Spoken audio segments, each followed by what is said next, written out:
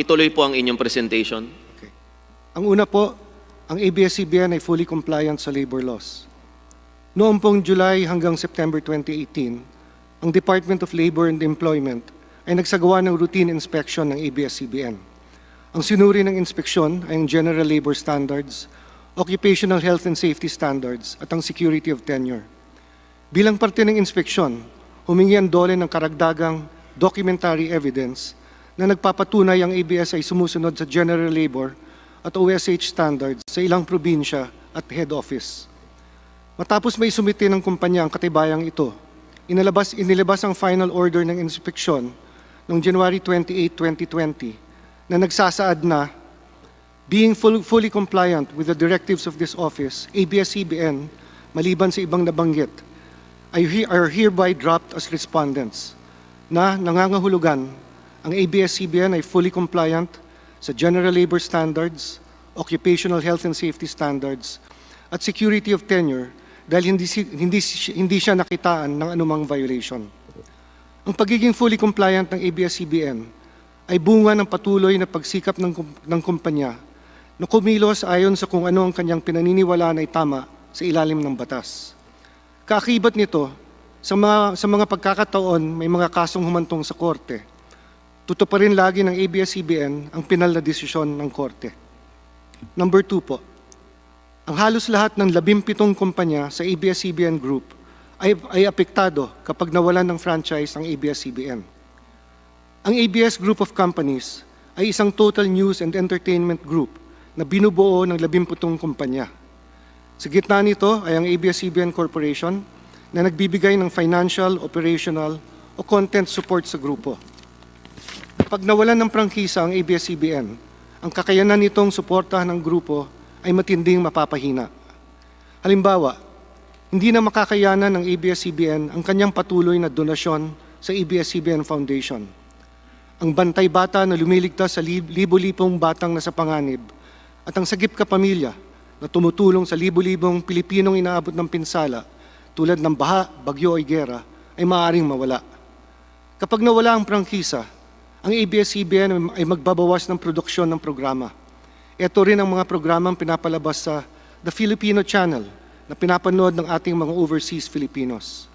Hindi mapupunuan ng ABS-CBN Global ang kakulangan ng programa at ang malamang na epekto nito ay malaki ang kabawasan sa subscribers niya. Ang operasyon ng Foundation at Global ay mapapaliit at malilimitahan ang kanilang pagbigay serbisyo. Hindi magtatagal na malamang sila ay mapipilitang magbawas ng mga manggagawa din. Ang pagkawala ng franchise ng ABS-CBN Corporation ay siguradong hahantong sa kawalan ng trabaho ng mga manggagawa nito. Sila ang agad-agad na maapektuhan. Ngunit dahil sa financial, operations at content support na natatanggap ng 16 na kumpanya mula sa ABS-CBN Corporation, ang operasyon ng karamihan sa kanila ay matindi rin mapipinsala at sa kalaunan, hindi nila maiiwasang magtanggal din ng mga manggagawa. Batay sa BIR Reports 1604CF at 1604E, mahigit sa 20,000 manggagawa at supplier ang binayaran ng ABS-CBN Group sa buong taon ng 2019. Ito ang bilang ng trabahong nililikha ng grupo bawat taon. Ngunit kung ang titignan ay kung ilan ang manggagawang nagtrabaho sa ABS-CBN Group sa buwan lamang ng Disyembre 2019 o ilan ang kakailanganin ng ABS-CBN sa kanyang operasyon buwan-buwan, ito ay nasa 11,000 tao. At ang karamihan sa kanila ay ang siyang maapektuhan ng pagkawala ng ABS-CBN franchise. Alinsunod sa hiningi ng Committee on Legislative Franchises, isinumite ng ABS-CBN ang listahan ng 11,000 manggagawa. Ito ay napapaloob din sa SSS, Pag-ibig, PhilHealth at BIR reports na isinumite din sa committee.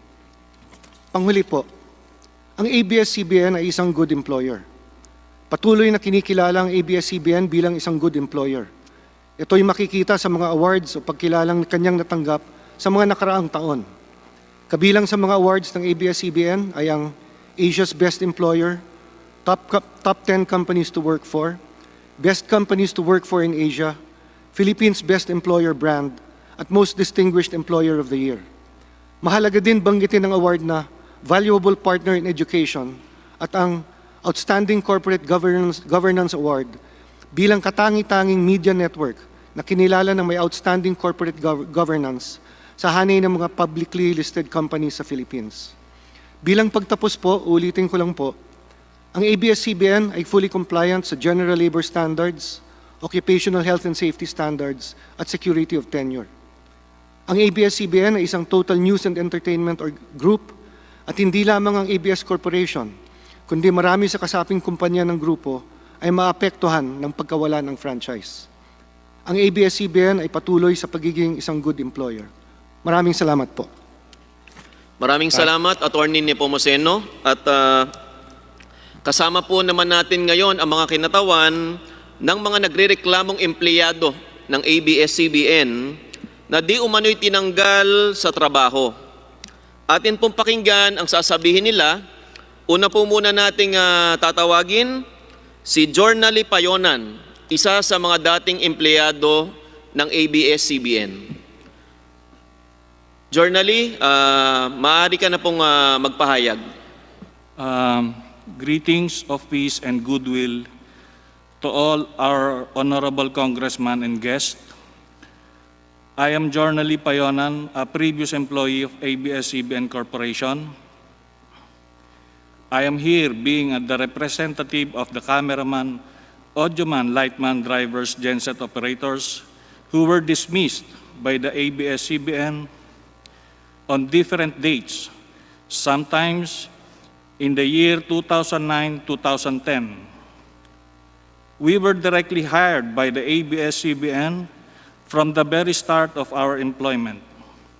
Several years prior to our filing of case regularization, between the years 2002 and 2004, it was also during that time that the ABS-CBN mandated us to transfer in their in-house manpower agency named Internal Job Market or IJM. We had no choice at the time except to follow the mandate of our superior because we cannot receive our salaries and benefits unless we are abide of the mandate to join the IJM as talent employees. While we are under the IJM ABS-CBN work pool of talent employees, we continued to perform our regular job assignments in the taping, shootings of different programs either produced or co-produced by the ABS-CBN. We perform our jobs along with the regular employees of ABS-CBN, but we remained as talent employees. We were also directly supervised by a supervisor, employee of ABS-CBN. We have to abide the company rules and regulation, and any infraction committed thereof will be subjected to disciplinary action. As talent employees, we did not enjoy the benefits regularly received by the regular employees, like the yearly increase in the salaries, signing bonuses under the Collective Bargaining Agreement or CBA, and other monetary and non-monetary benefits as contained in the CBA between the regular rank-and-file employees and the ABS-CBN Corporation. We were left behind in the terms of salaries, bonuses, and other benefits. We have no personal insurance in the performance of our job, but our equipment, camera, lights, and the like under or care were covered by the insurance. Equipment were given higher regard than the life of the talent employees. We, the talent employees, at the time had realized that we had been abused and discriminated for a long period of time because we were performing jobs of the same nature that the jobs performed by the regular employees. Yet, we were not considered regular employees and greatly deprived of the benefits enjoyed by the regular employees. As talent employees, we collectively resolved to form an independent workers' organization, a workers' union of talent employees of ABS-CBN under the IJM. And we did carry out the resolution. We registered our workers' union and filed certification of election for us to be recognized by the ABS-CBN for the purpose of collectively negotiate like the regular employees. However, the formation of the Talent Employees Union did not sit well with ABS-CBN. All the active members were dismissed. There was mass dismissal of talent employees made sometime in the period between 2009 and 2010. The dismissal involved more than 100 talent employees. We have filed illegal dismissal cases in different batches and groups immediately after our dismissal between 2009 and 2010. Some of our colleagues who were not able to file an earlier regularization case had filed a case for regularization and illegal dismissal. Most of the cases were now pending in the Supreme Court. In our batch known as Payonan case, we have already won our regularization case with Court of Appeals, but the ABS-CBN filed a petition for review, which is now pending with the Supreme Court. Several cases of the same nature involving ABS-CBN were consolidated. However, another batch of talent employees had already won their case before the Supreme Court declaring them as regular employees of the ABS-CBN who were illegally dismissed from employment. Said decision of the Supreme Court had in fact already attained finality. That is the case of Farley Fulache, GR number 183810 versus ABS-CBN Corporation. Marlene Nazareno et al., GR number 164156 versus ABS-CBN Corporation. Noel Macatuno, GR number 237836. The group of Noel Macatuno is now enforcing the final and executory decision of the Supreme Court, and yet the ABS-CBN unceasingly opposed the issuance of the writ of execution.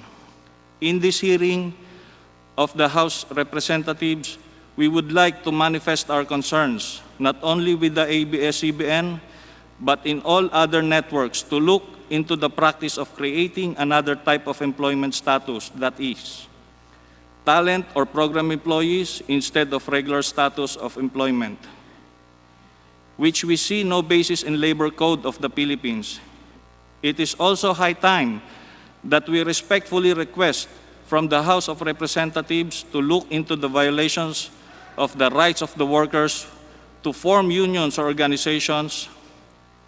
We, the dismissed employees of ABS-CBN, had a first-hand experience on how difficult it is to form a union.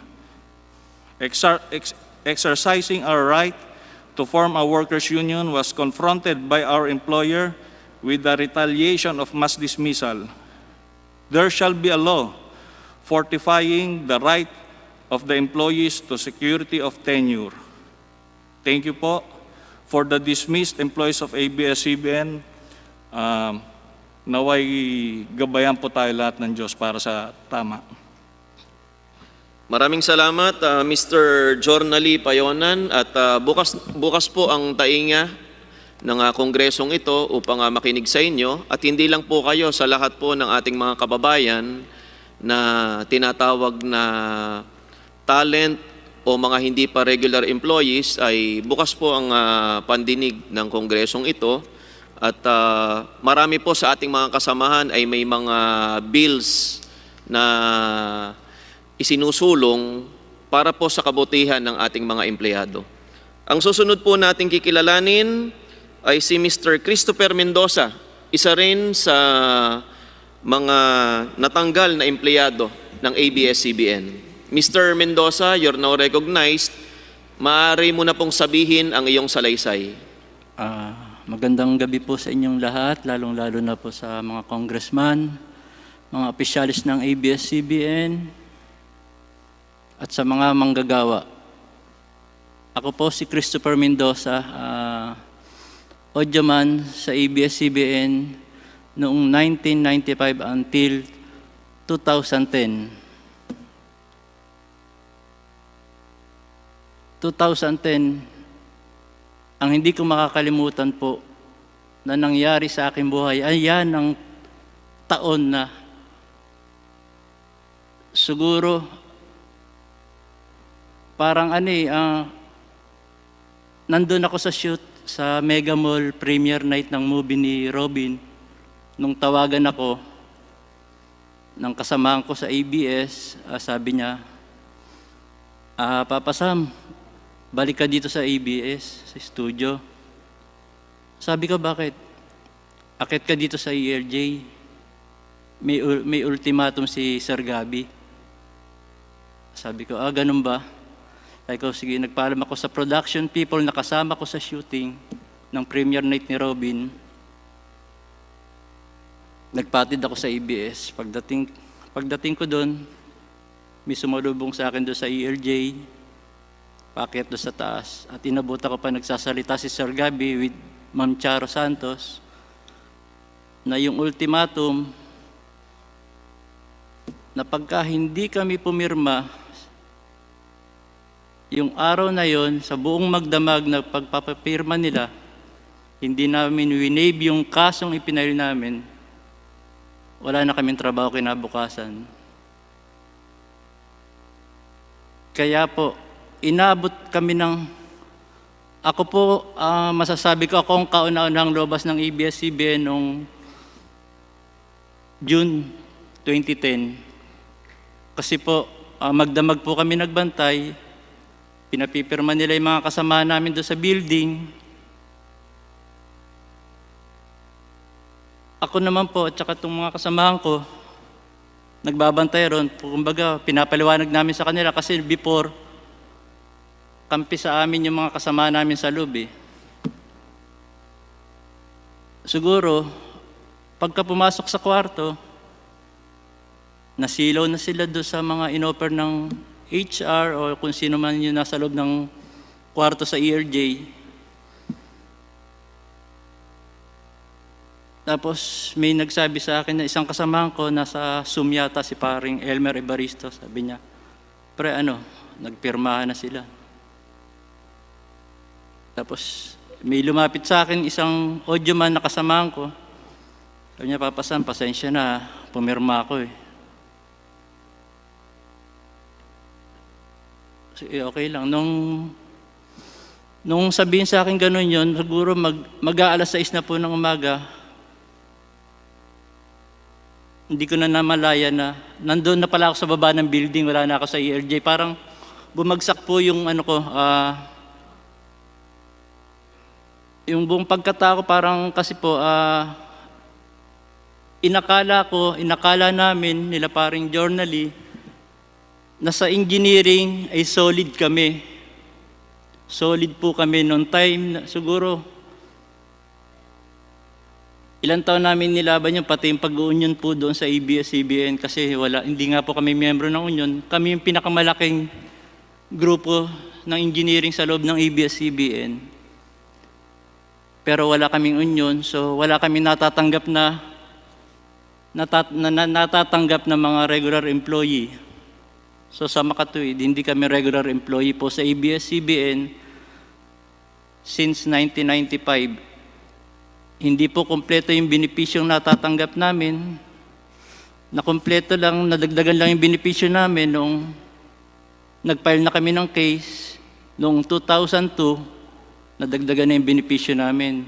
Siguro po, kung hindi kami nag-file ng case, baka yung tinatamasa ng mga nasa loob na IJM ngayon, na mga kasama namin, baka hindi pa nila tinatamasa ngayon.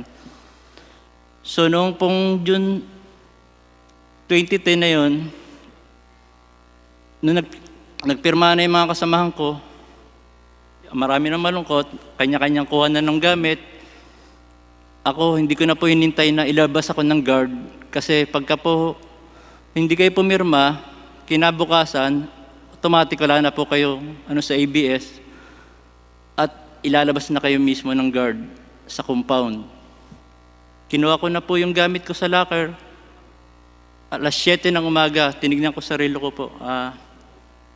Ako yung kauna-unahan lumabas doon. Kasunod ko si paring Elmer Ibaristo. Dahil magkapit-bahay lang naman po kami sa Caloocan yan, kaya sabay na kami.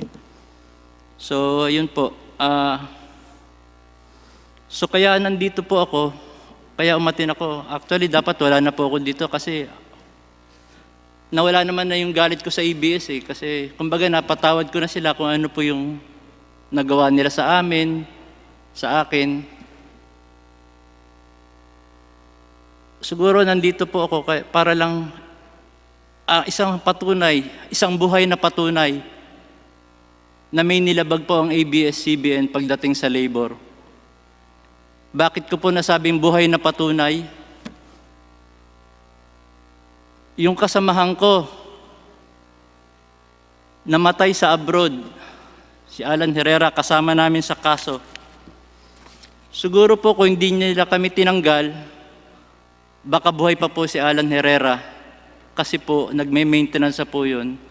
Nag-abroad, hindi na nabantayan yung paggagamot niya, hindi na paalalahanan ng asawa, inatake po sa abroad. 2 kasamahan na po namin ang namatay, 2 sa kaso. So, sana po, ang pakiusap ko lang po sa ating mga mambabatas na gumawa ng batas, sa ABS-CBN, kasi mas lalo na po sa mga mambabatas, alam naman po natin na tapos na po yung renewal eh. Kaya nga po binasura na ng Supreme Court. So bagong prangkisa na po ang ina-apply po. Tama po ba ang pinag-uusapan dito? Tama po ba? Bagong prangkisa na po. So, Bagong prangkisa na po ang ina-apply ng ABS-CBN, Ayun. pero bago po kasi maibasura yung bago mag-lapse yung prangkisa ng ABS-CBN, nagkaroon na po ng paunang hearing para sa renewal. Apo. Kaya po nakasama pa rin yung sa renewal ng ABS-CBN. Bagamat ang pinag-uusapan na po talaga natin ay bagong 25-year application ng prangkisa ng ABS. Bago na po. okay po. Okay, nilinaw ko lang po kasi po, pagka panibagong prangkisa po yan, pagka bagong aplikante ka, hindi ka mabibigyan eh. Hindi ka marirenew, sabihin natin renew, pero hindi ka mabibigyan kung may issue ka, di ba? Tama po ba ako? Tama po ba? Parang kumukuha ka ng NBI or hindi ka mabibigyan kung may issue ka. Kung may kapangalan ka nga lang sa NBI, hindi ka na mabibigyan ng eh. So, siguro, para po sa atin lahat, sa ABS po, mas lalo kay Sir Gabi, kasi akala ko before, mamimit ko siya dito dahil doon sa video na nilabas niya noong 2010 na sinabi niya doon sa video na yung sinasabi raw ng isang tao doon, ako yung tinutukoy niya na hindi raw totoong, kasi sinabi ko po sa mga kasama ko, hindi alam ni Sir Gabi yan, hindi alam ni Ma'am Charo. So sa press ko na ginawa niya, sinabi niya yun na huwag maniwala na hindi raw. So, sana po, Sir Gabi, nagkapatawaran na po, panahon ng pandemya, siguro, ito pong pandemya na nangyari sa atin o sa buong mundo, calling na po ito eh. Kay mayaman, mahirap eh. Kay may pera o wala. Ang sa akin po, ang gusto ko lang paalam sa inyo, gusto ko iparating sa inyo, sana po, kung ano po yung nasa batas, ayun po ang manaig, wag pera po.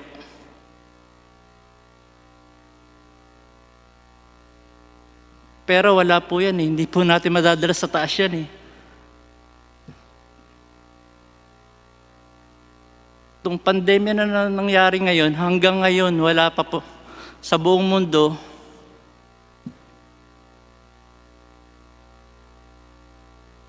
bali wala yung pera eh, mayaman. Mahirap, parehas sila nakakulong sa bahay eh. Yung may mga gandang sasakyan, hindi makalabas din eh. Hindi rin sila makapag-outing. Pareha sila ng mahirap. So, baliwala po yung pera.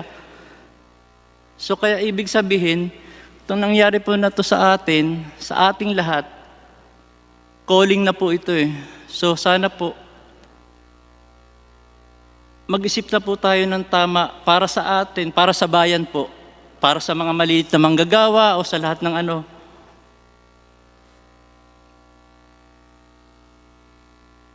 ABS, napatawad ko na yan. Sana napatawad na rin nila kami.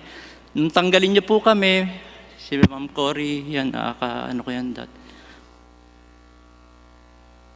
sana po, wag na po nating hintayin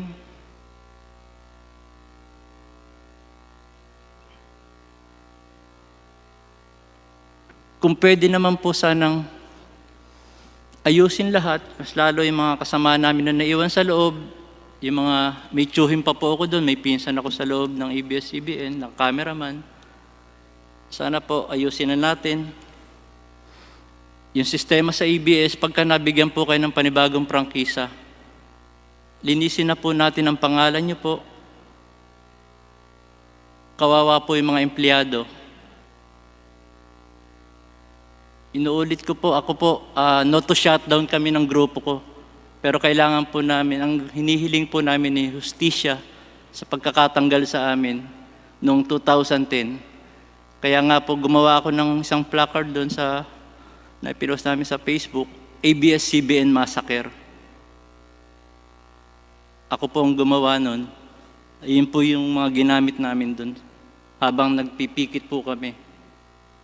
Panahon po ni Pino yun, kaupo pa lang ng Pangulong Noynoy nun.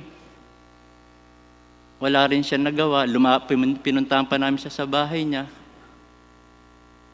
Sabi niya, sabi ko pa nga sa kanya, ituro kay Sir Gabi Lopez yung tuwid na landas kasi yun ang ano ni Pinoy dati. Kaso wala, hindi rin kami pinalapit doon sa bahay. Hanggang sa, ayun, nung natanggal naman po kami, kumbaga, hindi kami pinabayaan ng Diyos eh. Kasi parang napaganda pa eh. Tinanggap kami nung Kapatid Network, Kapamilya, Kapatid Network, yung TV5 po. Ilan sa amin hanggang ngayon nasa TV5 pa po. After po nung TV5 ko, blessing na naman, nakuha naman po ako sa Qatar. Kaya patuloy, kaya yung sinasabi ng mga kasamahan ko sa ABS na sinisigaw nila sa social media, pagka nawala ang ABS sa ere, mamamatay sila sa gutom o kung ano-anong mga ano. Kami nga, biglaan tinanggal eh. 2010, biglaan tinanggal, wala pang isang araw. Mag-aalas 5 po ako ng hapon dumating sa ABS, galing ng Mega Mall. Alas 7 ng umaga, so wala pang 24 oras. Tapos sasabihin nila, mamamatay sila sa gutom. Last year pa lang, paalala ko lang po, last year pa lang po eh, nabanggit na ni Pangulong Duterte na pwede kayong masara. Kumbaga, dapat napaghandaan na nila yun eh. Kami nga, hindi eh. Bigla-bigla kaming tinanggal eh. Walang sabi-sabi.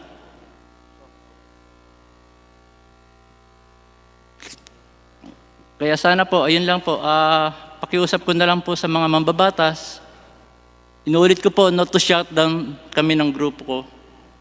Kami mga IJM. Nasa korte na po yung kaso namin. At nandito yung ilang patunay na nanalo ang IJM. Nandito po. Not to shut down po kami. Maraming salamat po sa inyong lahat. Pagpalain po tayo ng pong may kapal. Magandang gabi po. Maraming salamat sa nakakabagbag damdamin na salaysay ni Mr. Christopher Mendoza, ang taong nagsalaysay na pagkatapos ng unos ay meron ulit na susunod na bukas. Apo. Chairman Chikoy? Yes, Chair Jonathan, sa dakong ito, pwede natin puntahan na yung mga listahan na magtatanong. Una po sa magtatanong ay si Congresswoman Sol Aragones na binigyan ng additional na oras po ni Kong Rufus, ni Congresswoman Rosas at Congresswoman Vilma Santos. Kong Sol, Excuse me, Chairman Chikoy, nais pang magbigay ng posisyon ng sorry, DOLE. meron pa pala Pwede ba presentation nating yung DOLE? marinig? Sorry, nalaktawan ko. Yung DOLE pala, may presentation pa. Ready na po yung DOLE.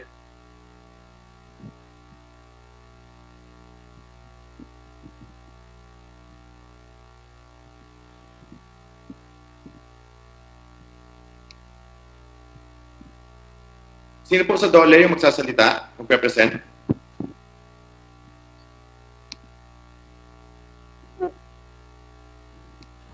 Yusek Ana Jones, you're now recognized.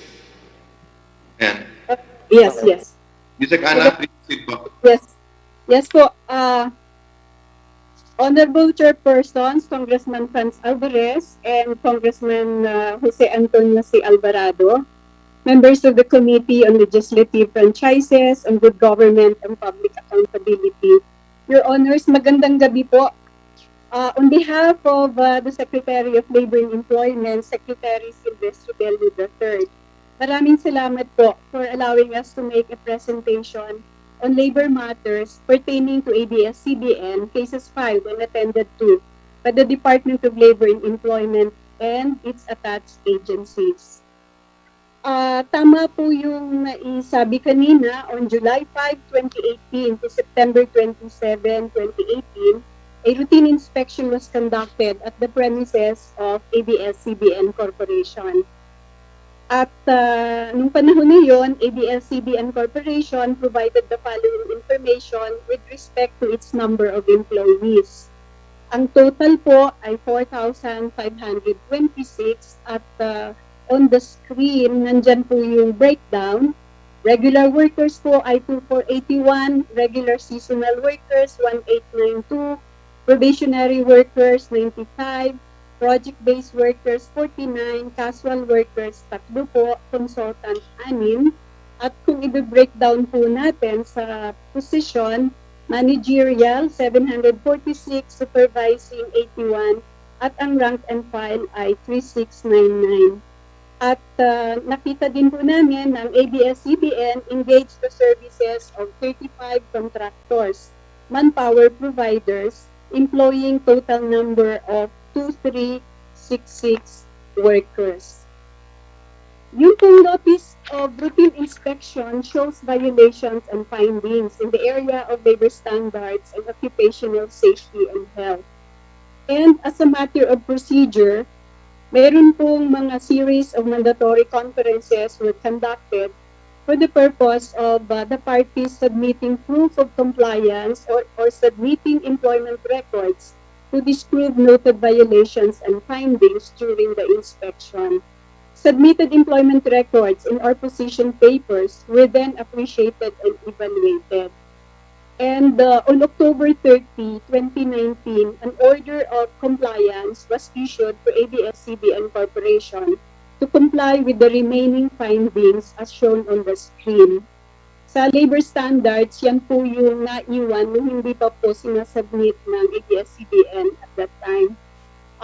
And then sa occupational safety and health standards, nandyan po yung mga dapat nilang isubmit. Your Honor, noon pong January 28, 2020, after finding or being fully compliant with the directives of the department, a second order was issued, dated January 28, 2020, dropping ABS-CBN as respondent in the matter of inspection conducted in its premises. Pag tignan po natin yung ibang kaso with respect to other labor cases, ang record po ng database from the Bureau of Labor Relations shows that on November 23, 2010, ABS-CBN IJM Workers Union filed a petition for certification election to represent the internal job market employees of ABS-CBN. ABS-CBN opposed the petition, the Med Arbiter denied the petition, and on appeal, the Secretary of Labor and Employment resolved in favor of the workers. Then the Secretary of Labor and Employment was reversed by the Court of Appeals, and the case was brought up to the Supreme Court last July 12, 2012. At tama po din yung sinabi, this certification election case is pending with the Supreme Court. Yung pangalawa po, on April 21, 2010, ABS-CBN filed a petition for cancellation of union registration of ABS-CBN IGM Workers Union. The Dole NCR denied the petition for cancellation. On appeal, the BLR Director and Court of Appeals affirmed the order of Dole NCR. The Second Division po of the Supreme Court denied the petition for review on certiorari filed by ABS-CBN assailing the decision of the Court of Appeals. So that on August 9, 2017, yung resolution po ng Supreme Court became final and executory. Pagtignan po natin yung database available from the National Conciliation Mediation Board covering years 1989 hanggang ngayon, there were 5 notices of strike filed by the ABS-CBN unions. First was in October 1989, then on April 1991, then on December 2000, then on May 2002, at ang pinakahuli po ay noong September 2005. Doon sa 4 na notices of strike, of the 5, 4 pong notices of strike were settled at ang isa po ay withdrawn by the filer. Also, recorded were 4 preventive mediation cases filed by the ABS-CBN Union. The first was filed in March 1996, then on November 1996, then on March 12, 2000, at ang huli po ay on September 2005. Of the 3, of the 4, 3 po ang settled and isa po ay withdrawn. Pagtingnan po din natin yung binigay ng National Labor Relations Commission, doon sa available database nila, for the period 2007 to present, there were 109 individual cases of alleged illegal dismissal and nanny claims filed before the NLRC.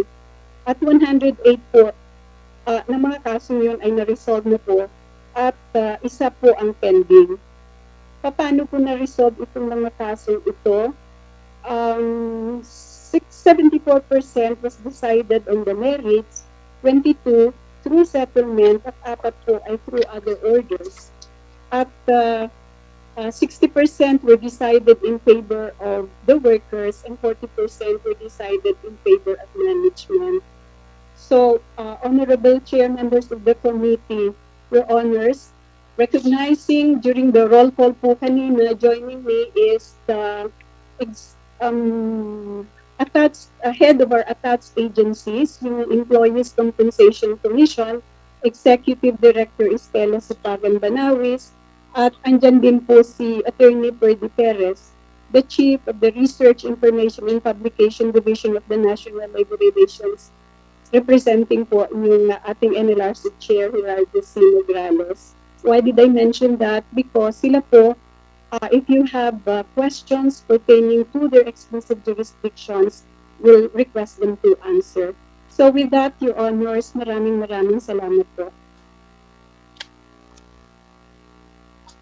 Maraming salamat po, ma'am. Ngayon, pwede na po natin tayong dumako sa ating interpellation. Mauna po si Congresswoman Sol Aragones. Congresswoman Aragones.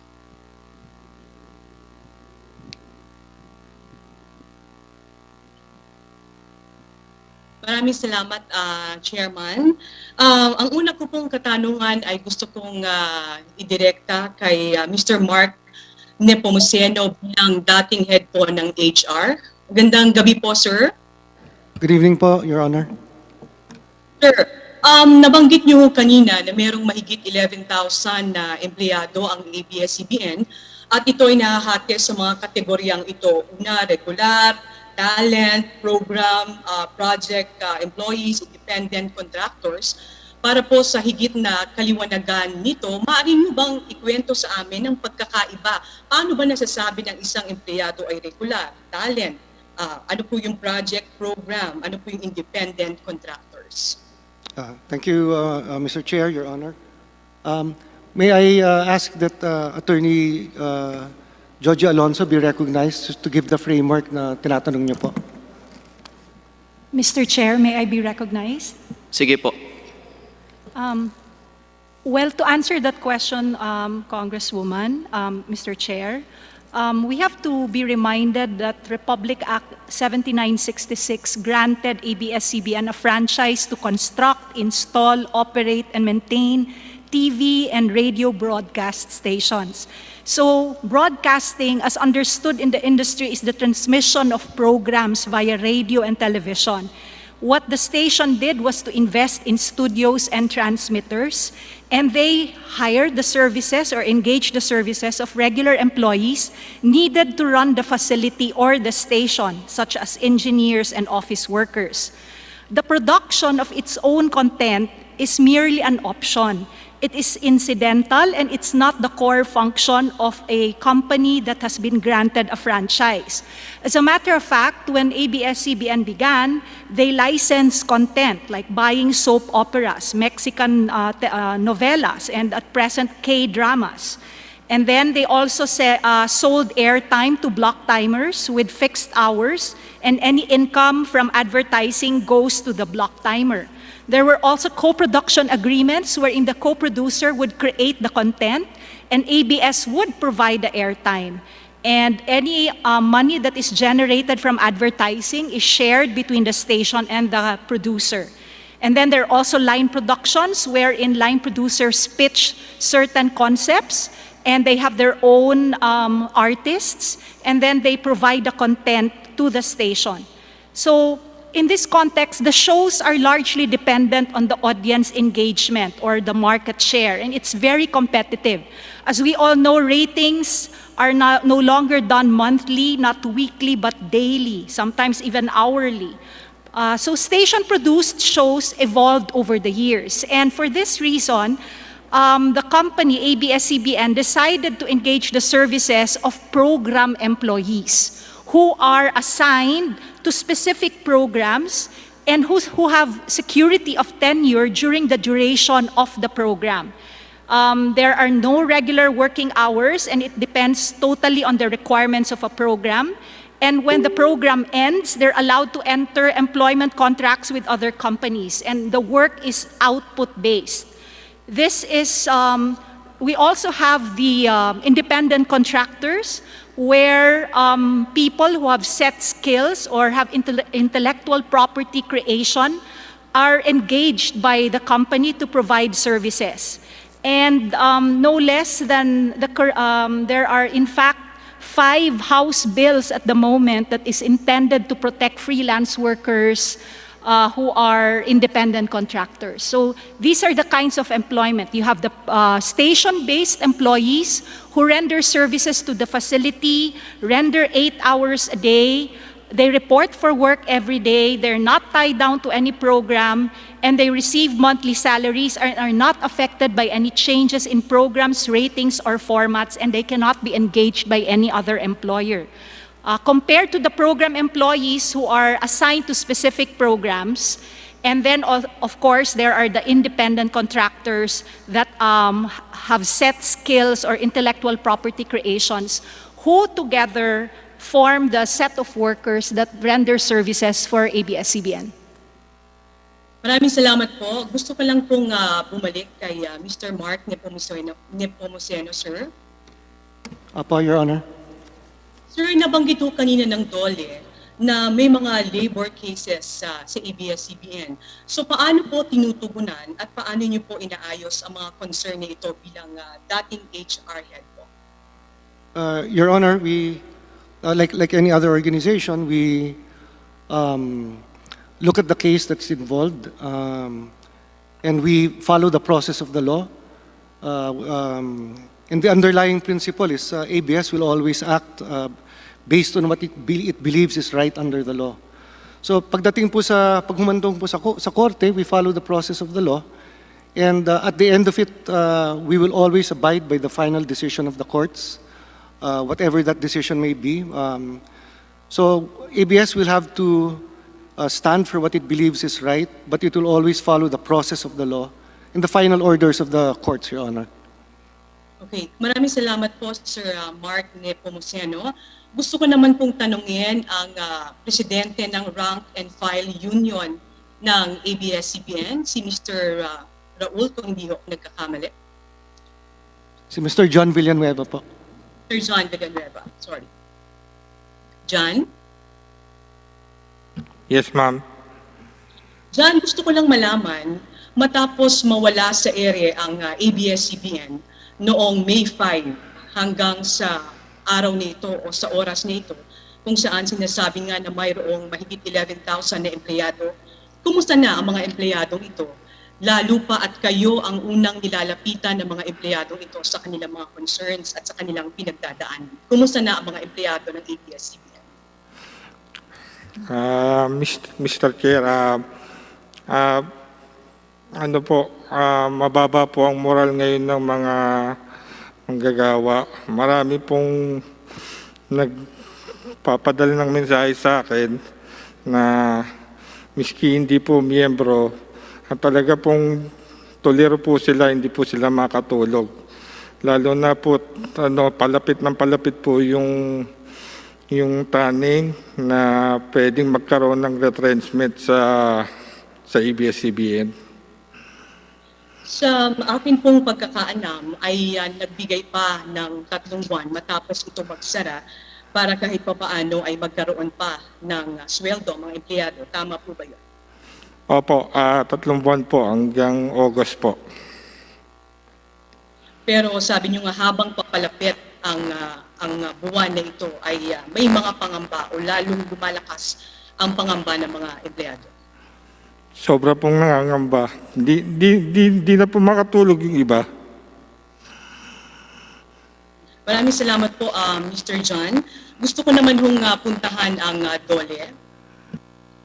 Yusek Ana.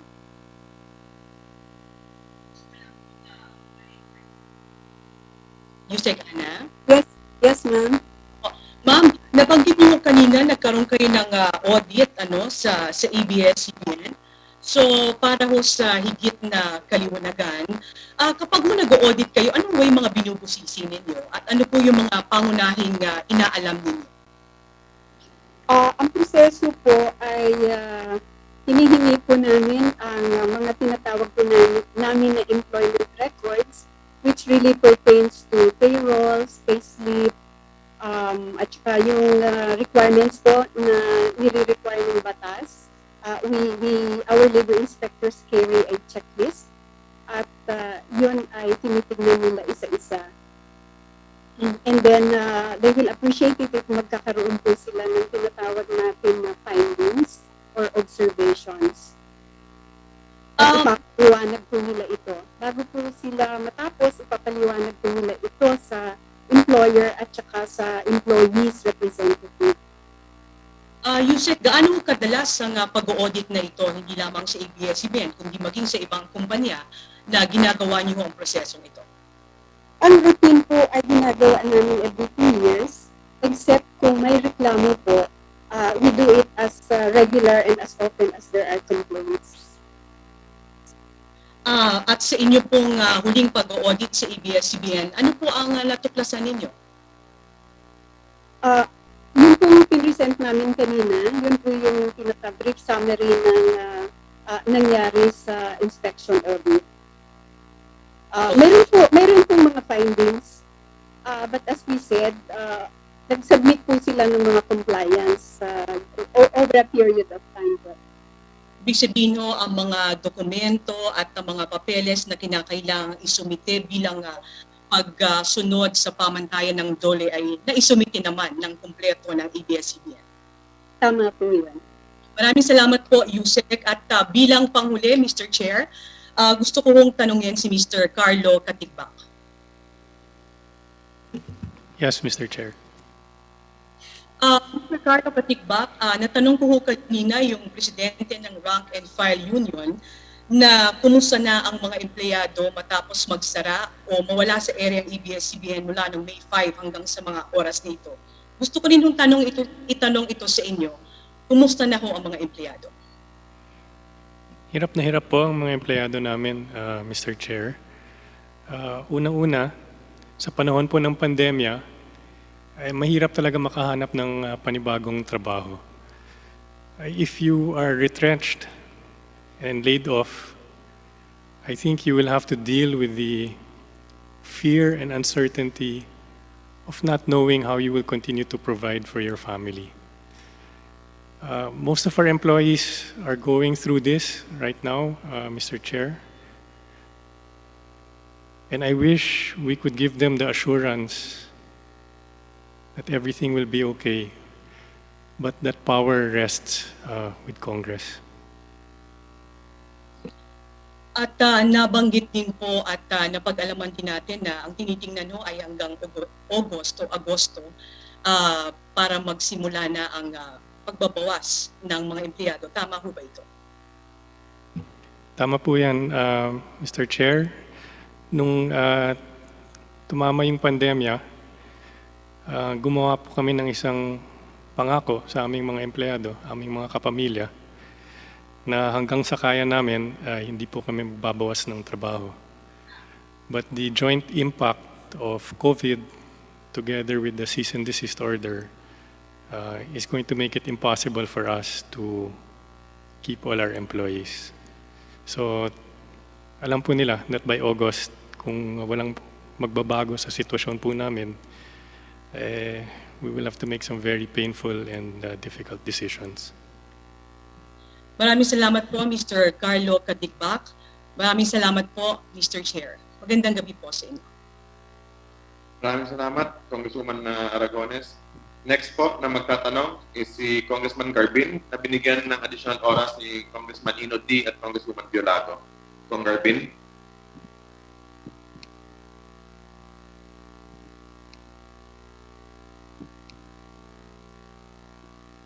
Thank you, Mr. Chair. Magandang gabi po. Naririnig niyo po ba ako? Malinaw, Kong Garbin, please proceed. Magandang gabi po sa inyong lahat ulit. Ang aking kong katanungan ay patungo ho doon sa ABS-CBN. Ito'y patungkol sa copyright at payment of royalties. Pero bago ako mag-umpisa ng aking katanungan, let me read a few statements laying the premise of my question. Now, copyright exists over original and derivative intellectual creations in the literary and artistic domain protected from the moment of their creation. Audiovisual and cinematographic works are among those protected by copyright. However, this protection is not without exemptions. Formats of the TV programs and news of the days are not copyrightable.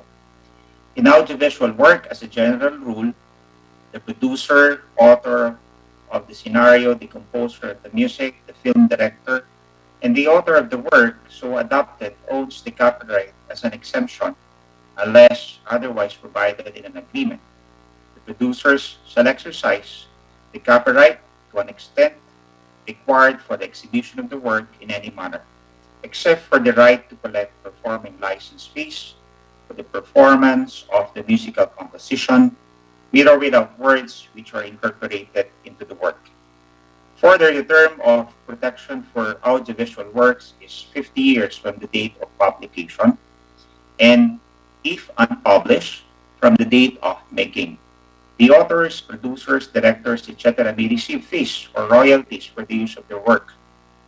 Royalties are used in tax treaties, generally include payments of any kind received as consideration for the use of or the right to use any copyright, patent, or trademark. To ABS-CBN po, sa nilipas ho ng mga taon, you have aired films and audiovisual works produced or written by other persons. Ang tanong ho, did you secure a written authorizations from them before you make the public presentations of their films or audiovisual works?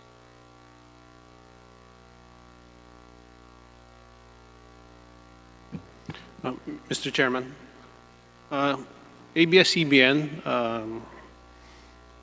executes contracts or agreements with all of the workers who are contracted to produce intellectual properties.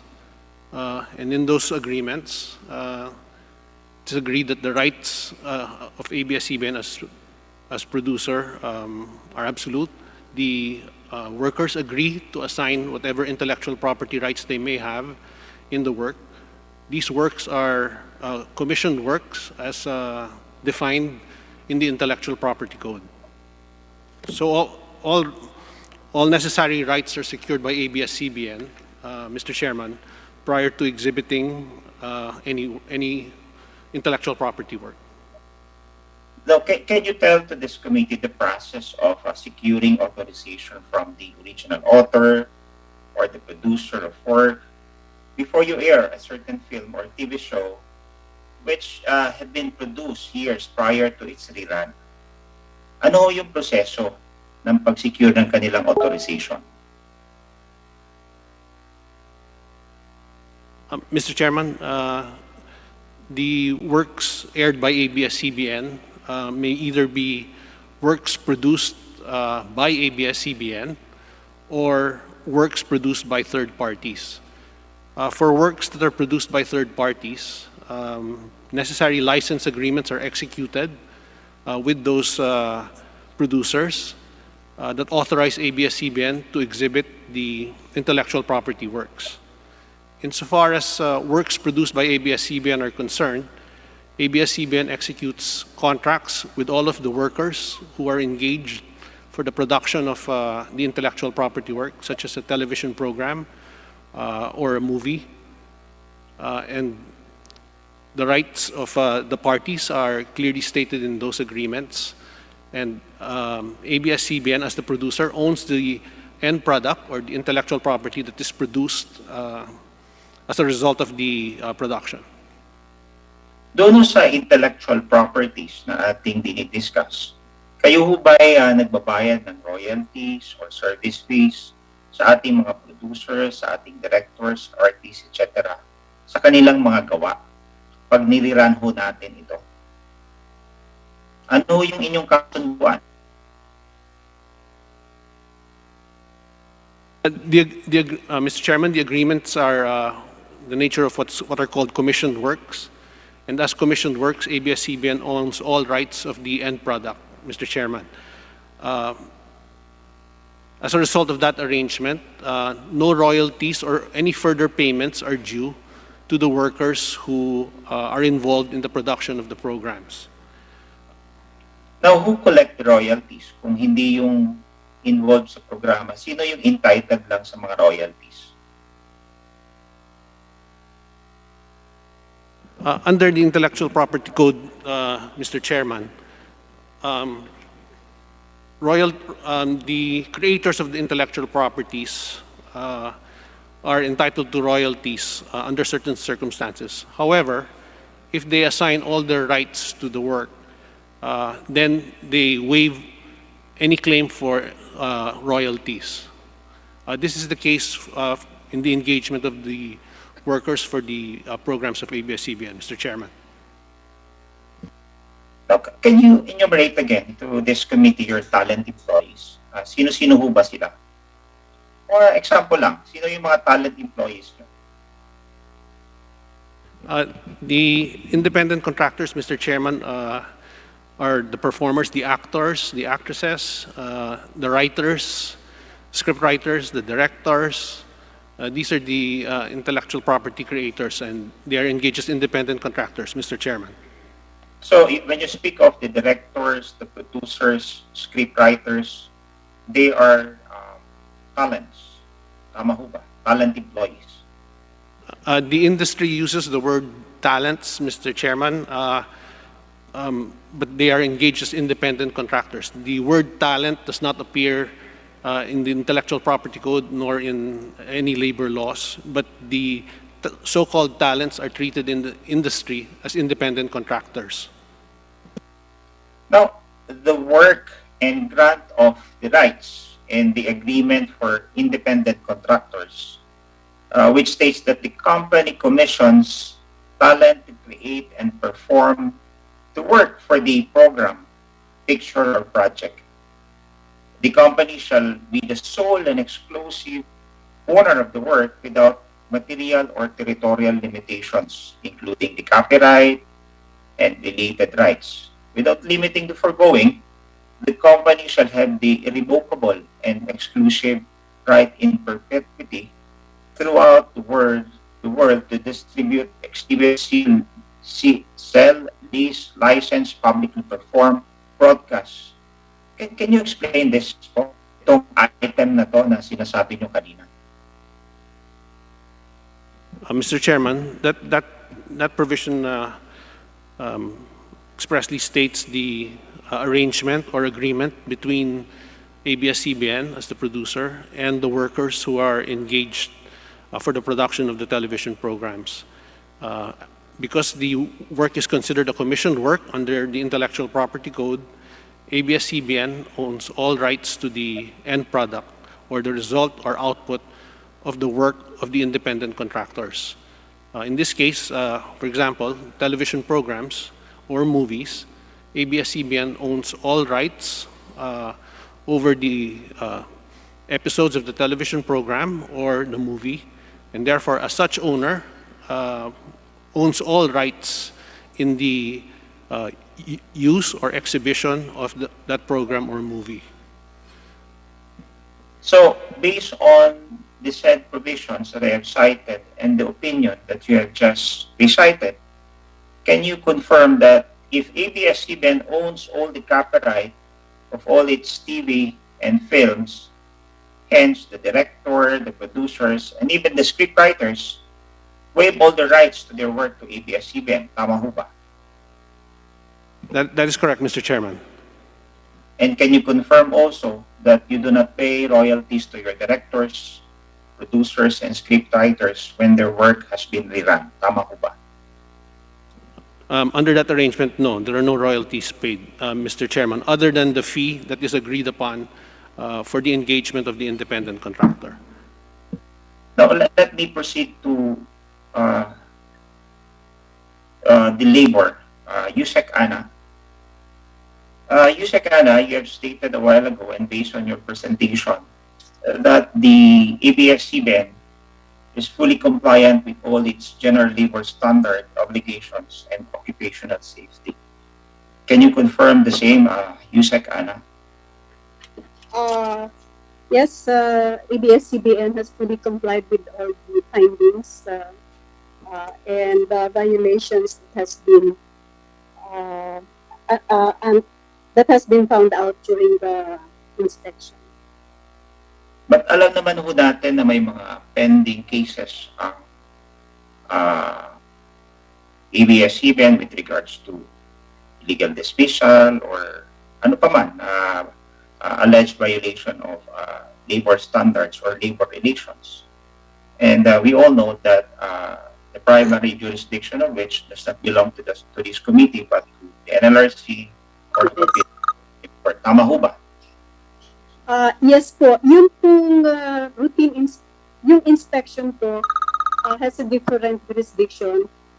Doon po sa alleged illegal dismissal, yung pong illegal dismissal, nandoon po siya sa NLRC. Yun po yung pagkakaiba nun. So when we say that ABS-CBN fully complied, we refer to the findings during the inspection. We do not refer to the cases of illegal dismissal filed before the NLRC. Pag-usapan naman ho natin yung mga kaso with a status of final and executory. Those cases that have been settled by either the NLRC, which has no appeal or pending appeal before the Court of Appeals or the Supreme Court. Meaning, those orders that are final and executory, just waiting for execution or na-execute na. May mga kaso mo ba against ABS-CBN wherein, as I've said, having attained the status of being final and executory, all the orders and awards by the court were executed or were denied by ABS-CBN. Nag-comply ho ba ang ABS-CBN doon sa mga orders ng korte, be it NLRC, Court of Appeals, or Supreme Court, or they deny final executory orders? If you have any knowledge. Mr. Chair, Your Honor, dito po, if we refer to the dole proper, isa lang po ang kaso that is pending with the Supreme Court at yan po yung certification election case in 2010. So with respect po doon sa mga illegal dismissal, whether they're on appeal and have become final and executory, I think, sir, I refer you to Attorney Perez of NLRC. Nandito po, kasama po natin siya sa Zoom. Mas mabuti na tanungin natin yung NLRC. Ang tanong ko lang yung mga kaso na ang status ay final and executory na yung judgment. Ang tanong ko lang kung nagkukumply yung ABS-CBN sa mga awards, like for example, back wages, reinstatement, kung yun ay nire-respeto rin ng ABS-CBN. Sa party po namin, sa dole proper, wala po akong alam na pending pa. Lahat Doon yung NLRC, tanungin natin yung NLRC. yes. Kasi Attorney Perez. Attorney Perez, naka-unmute. Please unmute. Hindi siya humibol. Hello. Good evening po, Mr. Chair, Your Honor. Based po sa aming data, makita po namin na yung sa mga reinstatement, nag-comply naman po ang ABS-CBN. Pero meron pa rin pong pending for execution. Kagaya nga po ng nasabi kanina ni Mr. Payunan, meron po kasing naka-head in abeyance, pending resolution po ng Payunan case before the Supreme Court. So once po na ma-resolve na ang Payunan case ng Supreme Court, itutuloy na po namin yung pending execution ng ibang kasong kasama po nun. So, ang gusto ko sabihin, attorney, yung mga kaso na wala nang ibang issue kung hindi i-execute na lang ng korte, even those execution pending appeal, nagkukumply naman yung ABS-CBN o nire-respeto naman yung desisyon ng korte. Based po sa initial data namin, nagko-comply naman po sila. At Yes, wala ko kayong knowledge na pagkakaalam na dinify ng ABS-CBN yung final and executory judgment. Sa ngayon po, wala naman po. Salamat po, attorney. Salamat. And let me go back to Yusek Ana dahil medyo magtatapos na ang aking katanungan. Yusek Ana, Dole. Yes po. Yusek Ana, you will agree with me that Dole is all about protection of the Filipino worker from abuses. Is that correct? Yes po.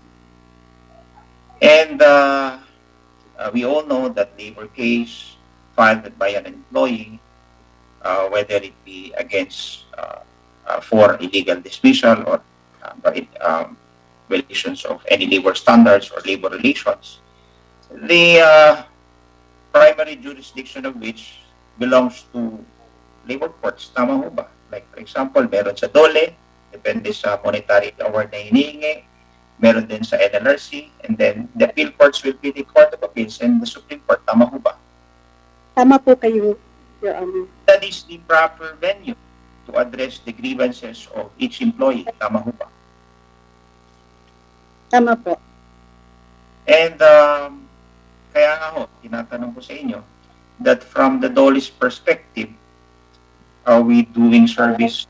The network will be permanently shut down, or would you rather see that it continue operating to ensure employments to its employees?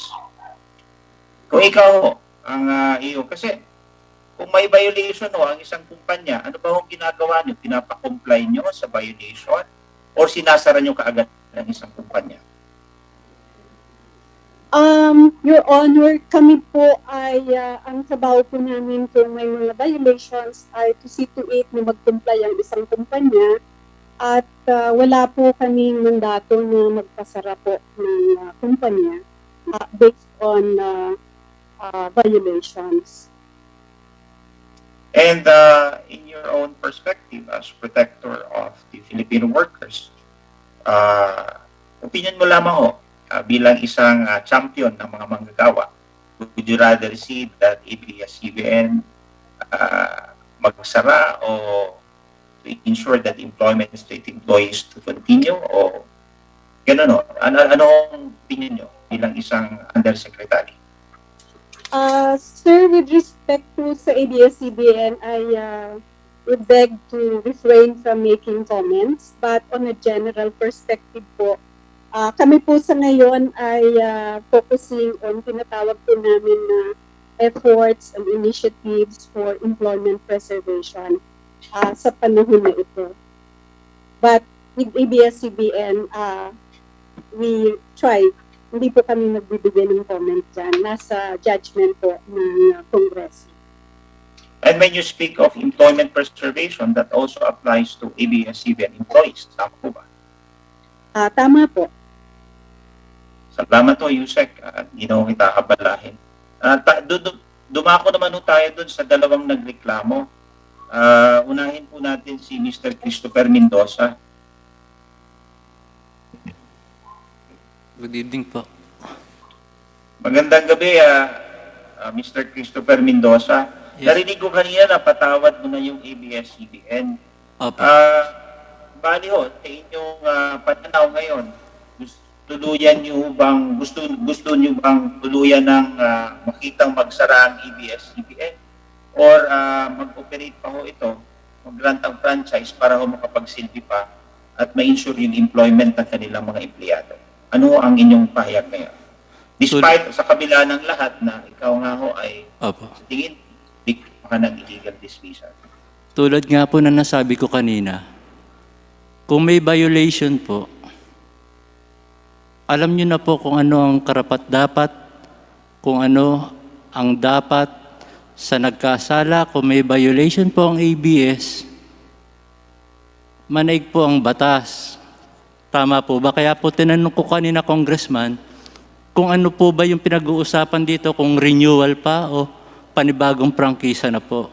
Kasi po, kung panibagong prangkisa na po, doon napapasok po yung dapat clear yung name ng ABS-CBN ni Gabi Lopez.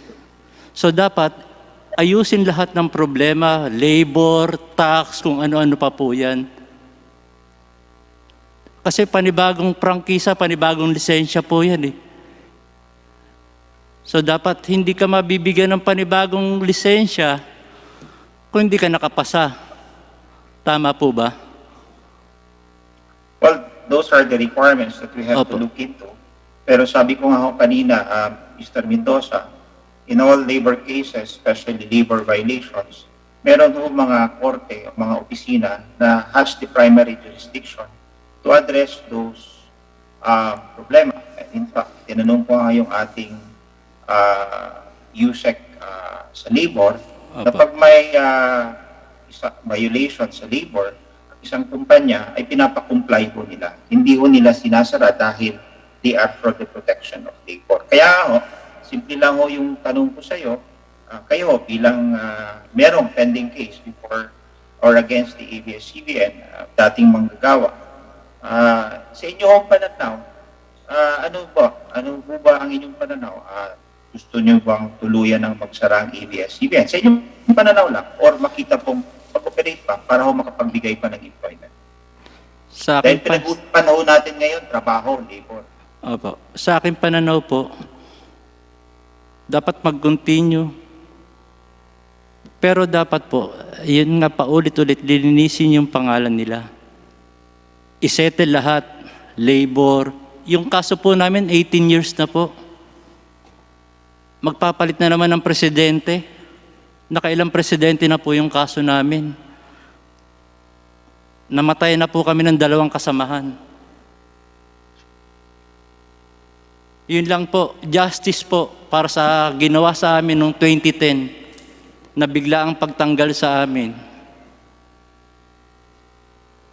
Yun lang po ang gusto namin mangyari. So, masasagot po ba yung aking katanungan? With all the compliance of ABS-CBN, kung mag-comply sila sa order ng korte, sa anumang mga awards na ipapataw sa kanila. Again, gusto nyo bang makitang magsara o patuloy na mag-operate, mag-ere ang ABS-CBN para po ma-ensure din yung employment ng ibang empleyado? Kung ako po ang tatanungin, continuous po, mag-operate po ulit sila. Pero, ayun nga po, paulit-ulit sila sabi ko, i-clear muna yung nila. I-settle lahat. Pero, pabor po ako na mag-continue sila. Basta malinis po ang lahat. Salamat, Mr. Mendoza. Kaya nga yan yung tinatanong natin sa ating abogado sa NLRC at sa Department of Labor and Employment na yung mga award at judgment ng korte na naging ng final and executory, tinatanong po natin sila kung sila ba ay nagbabayad sa mga wages at reinstatement. At sinagot naman ho ng NLRC na nagpo-comply naman ho sa lahat ng judgment ng korte. Ang lungkot lang ho dahil yung kaso nyo ay 18 years na po. 18 years 18 na ho. years And, po. we have a saying that justice delayed is justice denied. Talaga ho, naiintindihan kita dahil I was once a labor lawyer na kung saan pinagtatanggol ko rin yung ating mga maliliit na mga manggagawa at talagang ganun katagal ang kaso, hindi lang sa NRC, pag inabot pa sa Supreme, talagang inaabot ng samsam. Salamat po, Mr. Christopher Mendoza, at sana sa lalong madaling panahon, makamtan niyo ho yung justisya na hinahangan niyo. Salamat din po.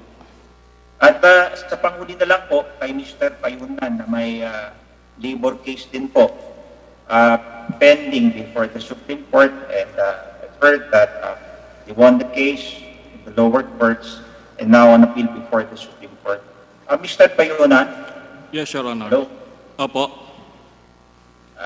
Pareho lang ho, katanungan ko bilang ho dating empleyado ng ABS-CBN.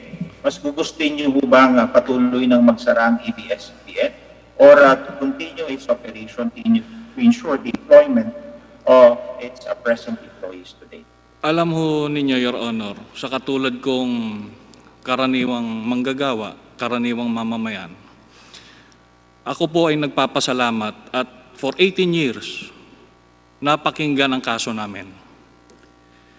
Dahil sa administrasyon na to, ilang presidente ang dumaan, pero ngayon lang po, kahit papano may kurot sa puso ko, na yung mga katulad namin manggagawa, nagkaroon ng boses. Nasa harapan po ninyo ako ngayon, salamat din sa social media, kahit papano na ihayag. Sa katanungan po ninyo, Your Honor, dalawa lang po ang may sasagot ko. Kasi ako naniniwala ako bilang Pilipino, makabayan, yung salita ng pagrespeto sa konstitusyon at sa saligang batas ay siya ang dapat manaig. Alam naman natin na may mga bulong sa paligid na maaring mabastos o mabaliwala ang konstitusyon at saka yung saligang batas. Kung ano ang hatol, doon po ko. Tanggap ko kung magsara sila, hindi ho ako magbubunyi, kundi ako'y maawa sa kanila dahil siyempre naranasan ko rin yan. Kung mabigyan ng prangkisa, ano naman ang kasiguraduhan na sila ay susunod na sa batas? Sa katulad ko, ordinaryong manggagawa, ordinaryong mamamayan, ang sandata ko sa pagharap sa inyo ngayon ay yung batas na umiiral sa ating bansa. Yan lang ho ang aking sandata. Yung puso, yung lakas ng loob ko na humarap sa inyo na sa milyong tao na bumubuo sa ating bansa, ako ho'y natutuwa kahit papano masasabi ko, ay may batas pala tayo. Meron tayong pangil. Ika nga, walang pinipili mayaman o mahirap. Sa katanungan ho ninyo, Your Honor, dalawa ho ang sagot ko dyan. Pwedeng bigyan ng prangkisa, pwedeng hindi. Pero ang sa akin ho, doon sa pagbibigay ng prangkisa, katulad ko ho, nagmamaneho rin ako, meron kaming maliit na, kinukuha namin ng permit yan. Pero siyempre, chine-check or pinag-aaralan ng estado mo sa buhay kung ikaw ba'y karapat-dapat na bigyan ng prangkisa o ng panibagong lisensya. Sa ganun pong pagkakalatag, sana yung kasiguraduhan lang na ayusin nila, no? Ang nakakatawa nga ho, kaming maliliit ay siya pang nakakaunawa sa mga nasa taas. Mr. Chairman, Yun lang po, Your Honor. Thank you, Mr. Chair. I have no further questions. Salamat po, Mr. Payunan. Salamat, Mr. Mendoza. And to all our resource speaker from the DOLE and NLRC and the members of the committee. Salamat po, Mr. Chair. Magandang gabi ho sa inyo lahat. Maraming salamat, Congressman Garbin. Sunod po na magtatanong Chairman Chicoy, ay Congressman excuse me Bautista. po, Chairman Chicoy. Gusto lang po magpahayag ng ABS-CBN. Meron po ba kayong gustong sabihin, ABS-CBN? salamat po, Mr. Chairman.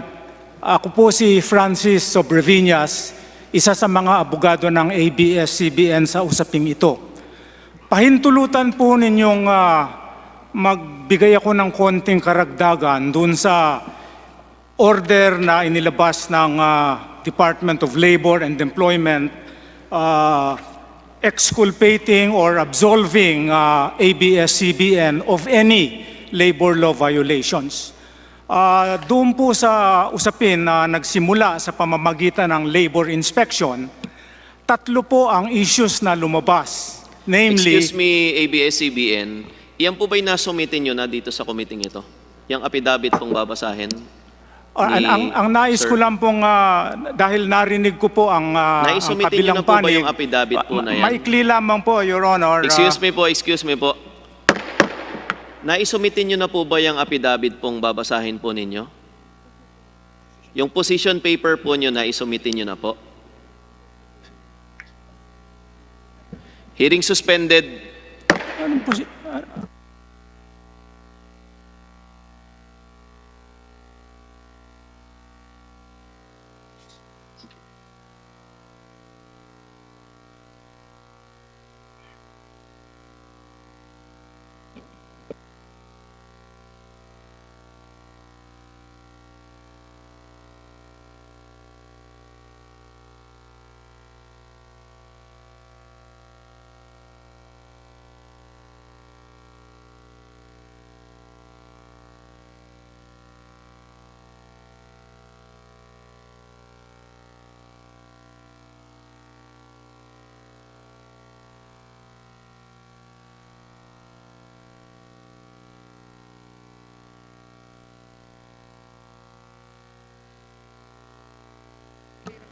Hearing resumed. Binibigyan po ng joint chairman ng mga committee ito ng 2 minuto ang ABS-CBN upang magkomento doon po sa pahayag ng DOLE sa katanungan kanina ni Congressman Garbin. ABS-CBN, you're now recognized. Marami pong salamat. Sa ilalim po ng ating legal system, ang isang quasi-judicial agency tulad ng Department of Labor and Employment, kapag ito po nag-issue ng order at yung order naman po merong substantial evidence na tinatawag, ang ating rule po yung order ng Department of Labor na iyon, which belongs to the executive, a co-equal branch of the government, is entitled to respect and even finality. So ang nais ko lamang pong, at matatapos na ako, ang nais ko lamang pong bigyang diin, Mr. Chairman, is that yung department order na to clearing ABS-CBN of any labor law violation, including labor standards violations, occupational and safety and health, at lalong-lalo na po yung tinatawag na security of tenure violations na wala po silang nakita, we cannot emphasize enough the significance, the value, the worth of this order for ABS-CBN. So itong order po ito na in-issue na tinutukoy ko, hindi ho natin dapat kalimutan at lalong-lalo na hindi ho natin dapat maliitin. Salamat po. Mr. Chairman, Yes, Vice Chairman Defensor. in as much, Mr. Chairman, that I would like to take this up during my time, niraise po ng abogado si Attorney Sobreviñas yung order coming from the Department of Labor and Employment. Hindi po totoo yan. May sulat po sa amin dito sa komite, signed by Secretary Bello, of the existing cases that you have. Letter A, ito pong, first the information on how many workers that you have. Letter B, labor relations cases from the docket of the Bureau of Labor Relations. You have a pending case in the Supreme Court. Ito po yung mga kaso ng mga nakaupong empleyado rito. Number 2, petition for cancellation, yung certificate of registration ng IJM workers. At ito po yung mga list ng mga cases involving mediation and conciliation. So I'm sorry to say, Mr. Chairman, please do not invoke the statement of the Department of Labor because in the same manner, andito po ang sulat ng Department of Labor, binigay dito sa aming komite. So Mr. Chairman, maybe at a proper time we could discuss this. Huwag muna po tayong magsalita kung sinong clear o hindi. Dahil yung mga manggagawang nandito, hanggang sa ngayon may kaso po yan. Thank you, Mr. Chairman. Maraming salamat, Vice Chairman Defensor, at ibinabalik ko na po kay Chairman Chikoy ang pagpe-preside. Maraming salamat, Chair Jonathan. Next, recognize po natin si Congresswoman Diana Bautista. Kong Diana.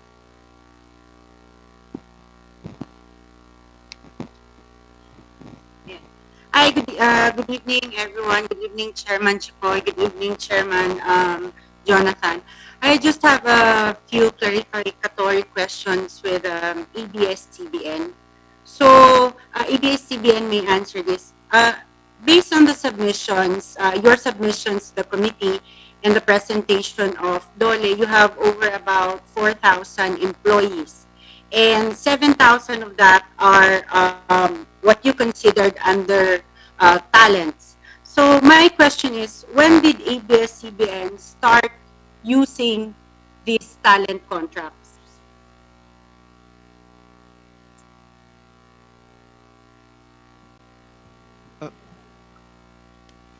Good evening, Mr. Chair, Your Honor. It has been the industry practice until today that so-called talents are used for the shows. And talents who are really classified as independent contractors in the labor code, Your Honor. Beginning 2001, we implemented the work pool or the program employment system, where those who were attached, who did work for the programs that were project in nature, we hired as project employees, or what we call, following Policy Instruction 40, program employees. So if that is the question, Your Honor, we deviated from the industry starting 2001 with regard to those whose jobs were project work in nature, Your Honor. Okay. Thank you, sir. So before that, these employees were working on creating content, were regular employees. Kasi po kanina, sabi nung isang dating empleyado kanina that formerly regular employees were turned into talents, so they would no longer be employees. Pero sa sinabi nyo kanina, sabi ng side ng ABS-CBN, kasama sa bilang ng 11,000 plus employees ang independent contractors at project workers na hindi naman talaga regular nyo na employees. Okay. Thank you, Your Honor. May I clarify that? First of Yes. all, the number of 11,000 workers are the number of workers that the ABS-CBN group, not just the corporation, but the ABS-CBN group composed of all 17 companies in the group. 11,000 is the number of workers that it needs for its operations on a monthly basis. Those workers are a mix of regular employees, program employees or project employees we hire for our programs, as well as independent contractors, Your Honor. So the nature of the work determines the kind of hiring or engagement that we do with the worker, Your Honor. Thank you, Mr. Chair.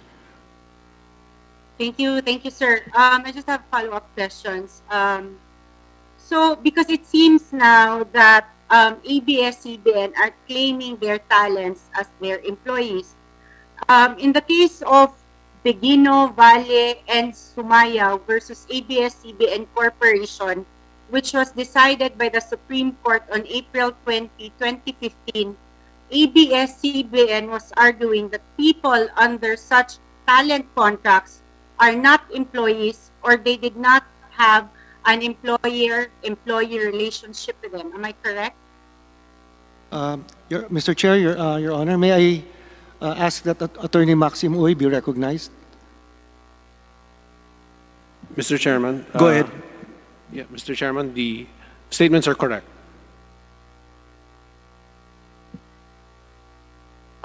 Thank you, Attorney. So in that case, the Supreme Court ruled that ABS-CBN was wrong because these individuals under the talent contracts are in fact employees of ABS-CBN. However, despite that, the Supreme Court already ruled, the report submitted to this joint committee by the SSS, DOLE, and BIR very clearly show that until now, ABS-CBN has never declared these talents as regular employees. Can you just please explain this? Yes, Mr. Chairman, Go ahead, please. the ruling of the Supreme Court in the case cited by the Honorable Congressman is limited to the parties to that case. In this case, the complainants mentioned. The ruling of the Supreme Court does not result in a across-the-board ruling that certain functions that are performed by certain workers must be in connection with an employment arrangement. On the contrary, the Supreme Court has ruled that workers may be engaged whether as employees or as independent contractors. There is what is called management prerogative to outsource any work, even those that are deemed to be core or peripheral in nature to the activities of the business entity. So therefore, there is no rule that says that employees must be engaged to perform certain activities and that independent contractors cannot be so engaged. As was stated earlier in the opening statement, workers may be engaged as regular employees, or if their work is limited to a specific project, they may be engaged as project employees, or they may also be engaged as independent contractors. It is management prerogative to decide the legal relationship with those workers in the performance of any work. Okay, thank you, sir. I would just like to ask, where are your employees, Begino, Valle, and Sumayaw? Are they still with ABS-CBN? And if so, what is their status? Are they still contractual employees or regular employees? The ABS-CBN reached a settlement with the complainants in that case, and they're not connected with ABS-CBN, Mr. Chairman. Okay, thank you. Mr. Chair, what do these talent and employees who are provided by the manpower agencies do? Aren't these jobs directly related to the business of ABS-CBN? Aren't these usual and necessary for your business? Mr. Chairman, whether or not any activity is necessary or desirable in the business of any entity does not determine or require that the workers for those activities should be regular employees. As was stated, the Supreme Court has ruled and recognized that it is the management prerogative to decide whether or not to engage workers as independent contractors or employees, regardless of the activity. The necessity or desirability of any activity does not determine whether or not a worker should be an employee. This is settled in Supreme Court decisions, Mr. Chairman. I just have a final statement lang. To those who are watching, just to be clarified also, ABS-CBN has been claiming that we have a total of 11,000 employees that will be jobless if their franchise is not renewed. However, it is very clear that from your own reports to the government agencies that ABS-CBN never gave the 7,000 talents and the employees from the manpower agencies the status of being regular employees, totally ignoring the ruling of the Supreme Court itself. And that ends my interpellation, Mr. Chair. Thank you and good evening to everyone. Mr. Chair, if I may just clarify the numbers. Thank you, Your Honor, Mr. Chair. In the group of 11,000 employees, there are 6,705 regular employees. And then those that are hired as project employees or and program employees, the number is 2,208. And then in the group of 11,000, there are 2,158 independent contractors, or those that I think are being referred to as talents. Thank you, Your Honor. I just wanted to clarify that. Salamat po. Maraming salamat po. At next po ay tatawagan natin si Congressman Mikey Arroyo. Nandiyan pa po ba si Kong Mikey? Kung wala na po si Kong Mikey, punta na po tayo sa last na po na magtatanong para ngayong gabing ito, si Congressman Mike Defensor. Kong Mike. Maraming salamat, Mr. Chairman. Chairman Chicoy Alvarez of the Legislative Franchise Committee at sa aming pong Chairman Alvarado ng Good Government. Kumari pong ibigay lang po yung PowerPoint presentation. Habang pong ginagawa yan, gusto ko lang po malaman doon sa dalawa nating kasama sa grupo ng manggagawa, si Mr. Mendoza at si Mr. Bayong. Kayo po ba yung kasama sa IGM Union? Si Mr. Bayong po ang presidente dati. Your Honor, opo, kasama po kami. Actually, gumawa kami ng temporary draft ng mga officers para i-represent yung grupo namin. At si Mr. Mendoza rin po, kasama po sa grupong yan. Okay, if I may present yung ating slide. Alam niyo po, and maganda ho, nandito yung ating HR para mapag-usapan. Dahil ito po ay parang isang sitwasyon na hindi lamang isa, dalawa na kaso, pero isang pulisiya sa loob ng ABS-CBN. Nung una, nakukumplika ako dahil maraming mga bumabalot na issue, maraming mga organisasyon sa loob ng ABS-CBN, pero sana mahimay natin. Next slide, please.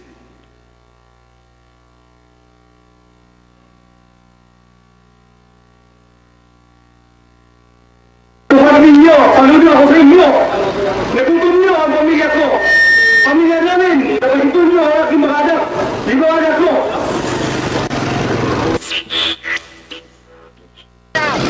Hindi ka makatao!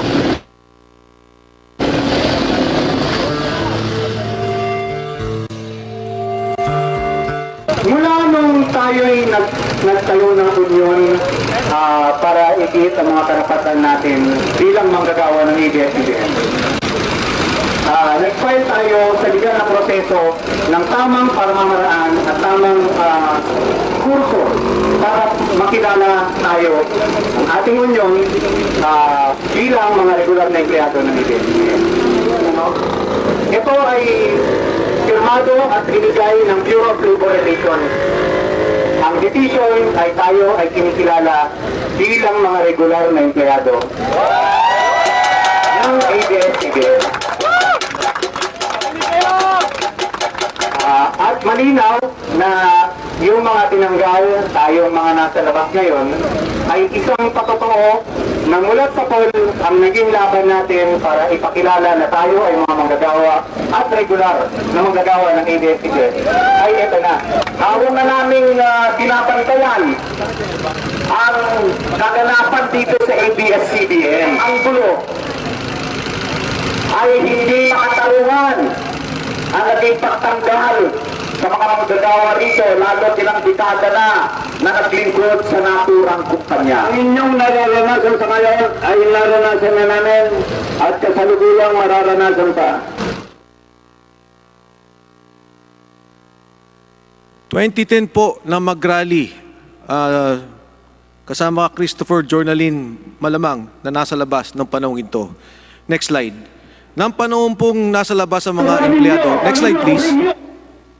Noong panahon pong nasa labas ang mga empleyado, nagdeklara ang ABS-CBN na kumita siya ng 3.4 billion pesos.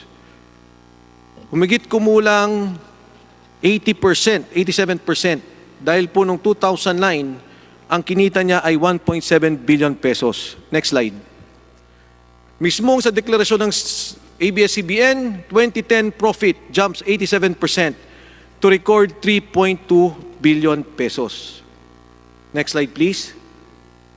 On October 23, Nobyembre po, nagkaroon ng petition for certification ng eleksyon ang internal job market employees of ABS-CBN.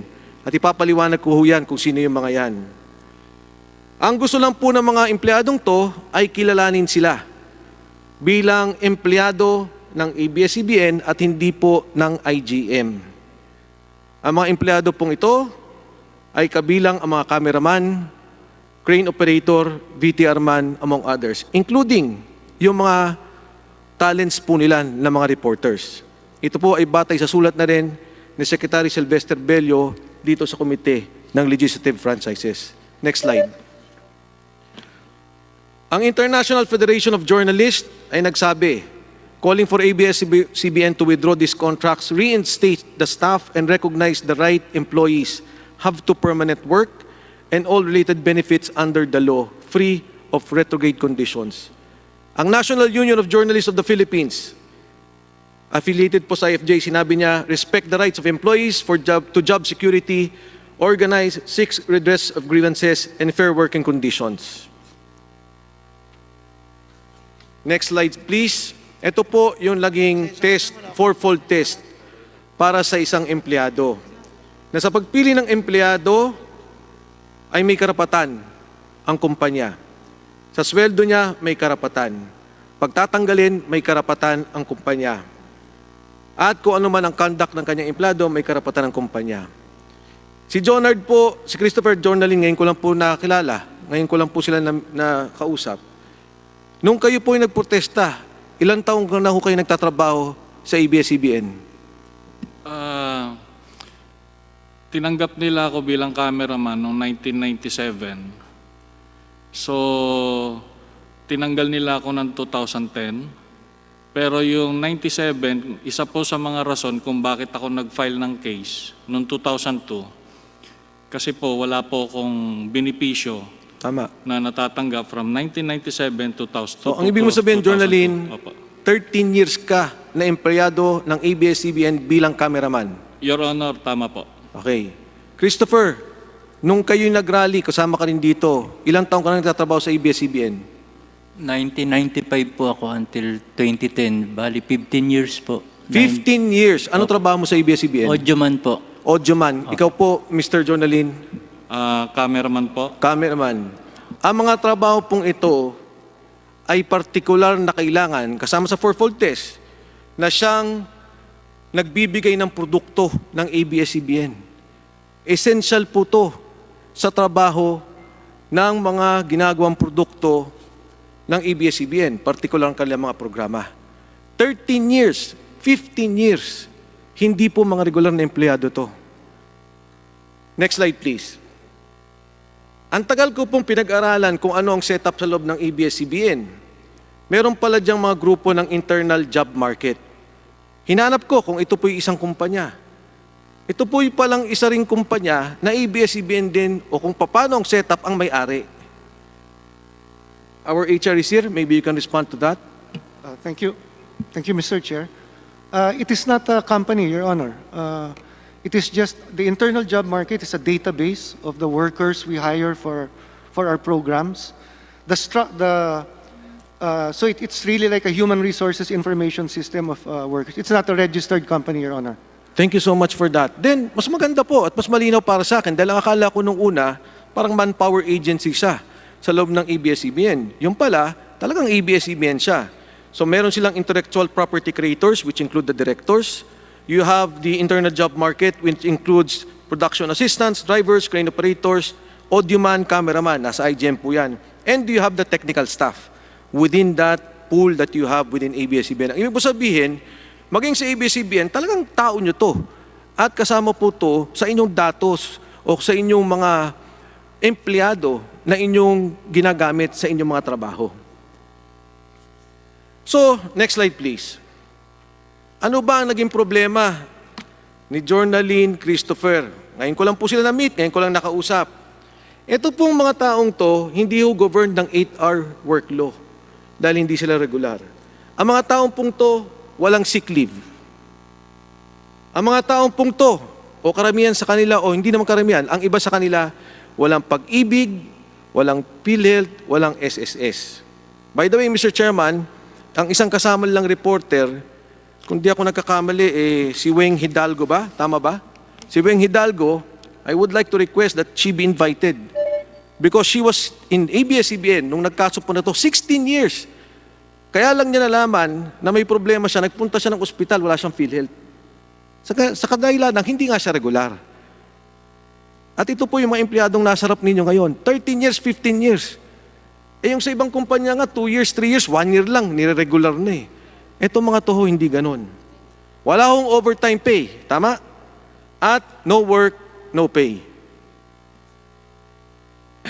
Ang mga empleyado pong to should have been regarded as regular. At yun po yung desisyon na ginawa ni Secretary Baldos. Yun yung kanilang pinaglalaban na yung ginawa po nila, nag-election lang sila at batay doon sa eleksyon nila, gusto nila magpakilala para naman sa collective bargaining agreement, magkabenepisyo sila. Doon pa lang sa pagkakaisa nila, tinira na ng ABS-CBN. Hindi na ho pinalusot. Next slide.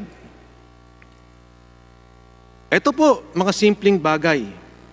Ang gusto lang ng mga taong to, isang kaba ng bigas buwan-buwan na ibinibigay sa regular. May pamilya din sila at yun lang po ang hinihingi nila. Ang gusto po ng mga taong to, magka-education and health benefits. At magkaroon sana sila ng leaves at overtime pay. Wala po silang health benefits, meron po sila through private health cards, wala silang 13-month pay, meron lang po silang incentive. Pero yung incentive depende sa supervisor. Pag pangit na review mo, maliit ang ibibigay sa iyo sa bonus. At tinatanggap po nila isang kaba ng bigas sa 3 buwan. 2010, when they were campaigning to be regularized, ABS-CBN was already earning 3.4 billion pesos. Next slide, please. Meron na pong nanalo sa TRO. Ito po yung grupo ng mga cameramen. Di po ba, may nanalo na. Si Weng Hidalgo, sa aking pagkakaalam, nanalo na rin po kasamang 6 na reporters. Iba-iba pong kaso yan. Ang inyo pong kaso, yung 1,001 employees, nakapending pa rin po sa Supreme Court. So, ang ibig pong sabihin, Mr. Chairman, okay, ito pong kaso na binanggit kanina ni Mr. Jornaline Bayona, yung Nazareno case. Ito pong Nazareno case na to, 2 PA po to sa Cebu. Ang sinisweldo lang po nito, 4,000 pesos, isang buwan. Nagdemanda sila at nanalo sila sa Supreme Court. So, Mr. Chair, this is a continuing case. This is a case pending before the Supreme Court. At hindi pa ho yan nasasagot hanggang ngayon. Of course, the lawyers will say, may legal ho na proseso. The lawyers will say, let's follow the legal procedure. Pero ang sitwasyon po talaga, at dun po sa mga nanonood, marami po sa inyo dyan, manggagawa, andito po yung dalawa, ang sinasabi pa nga ng dalawa. Yung isa po, si Mr. Mendoza, kung pwede, buksan din, hindi kami sa shutdown. Pero 13 years, hindi ho yan binigyan ng regularization. Tinanggal pa nung nagbuo at nagkaroon ng union. 15 years, si Mr. Bayong, ang sinasabi niya, hindi siya nagsabing isara kayo. Sabi niya kung ano yung dapat sa batas, sundin na lang.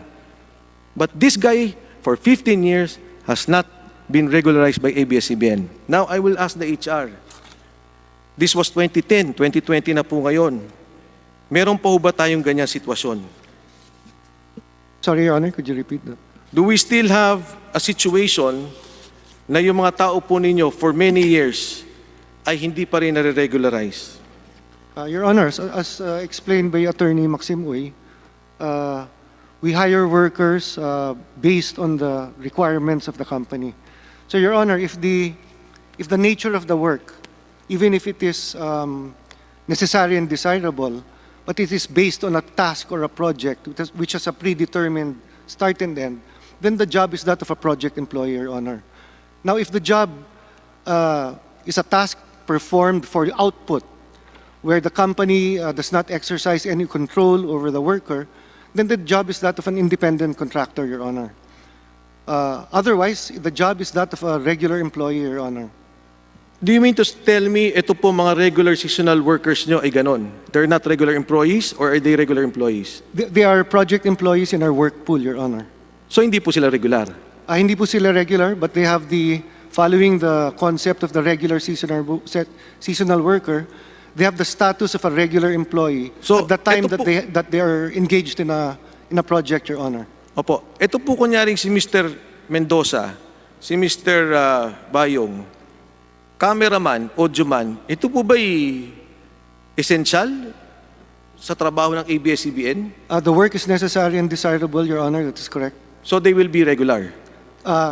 If the work that they are, let me clarify po, how, let's say a cameraman may be a regular employee and another one may not be. So a cameraman that is a project employee that is hired for a show,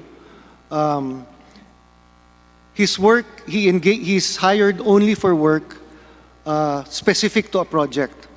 While a cameraman, na regular po, works in a studio. He will shoot any show. Yes. Sir, may I know, I'm sorry sir, the name of our HR head? I'm sorry. Mr. Nepomuceno, have you read the case of Nazareno in the Supreme Court? Yes, Your Honor. These are just project assistants. They are Production project assistants. Your Honor. But they were, ang sabi po ng Supreme Court, they should be considered as regular employees. Etong dalawang to, audioman, soundman, audioman and cameraman. Ang sinasabi mo sa akin, project-based. Yun nga Supreme Court, ano lang yun production assistants Sinabi sa inyo, ABS-CBN, regular employees yan, kilalanin nyo yan. Yes, may I comment, Mr. Chair? Yes, go ahead. Yes, thank you. There are material matters in that case which determine the outcome, and may I ask that Attorney Maxim will be recognized to discuss the case? Yes, please. Thank you, Your Honor. Mr. Chairman, in the case cited by the Honorable Congressman Nazareno, the Supreme Court ruled that control was exercised, and this was the basis for the determination or the finding that they were regular employees. So, as was stated earlier, Mr. Chairman, the ruling of the Supreme Court has limited application only to the parties of the case, so only to the complainants. It is not a declaration that all production assistants have to be regular employees.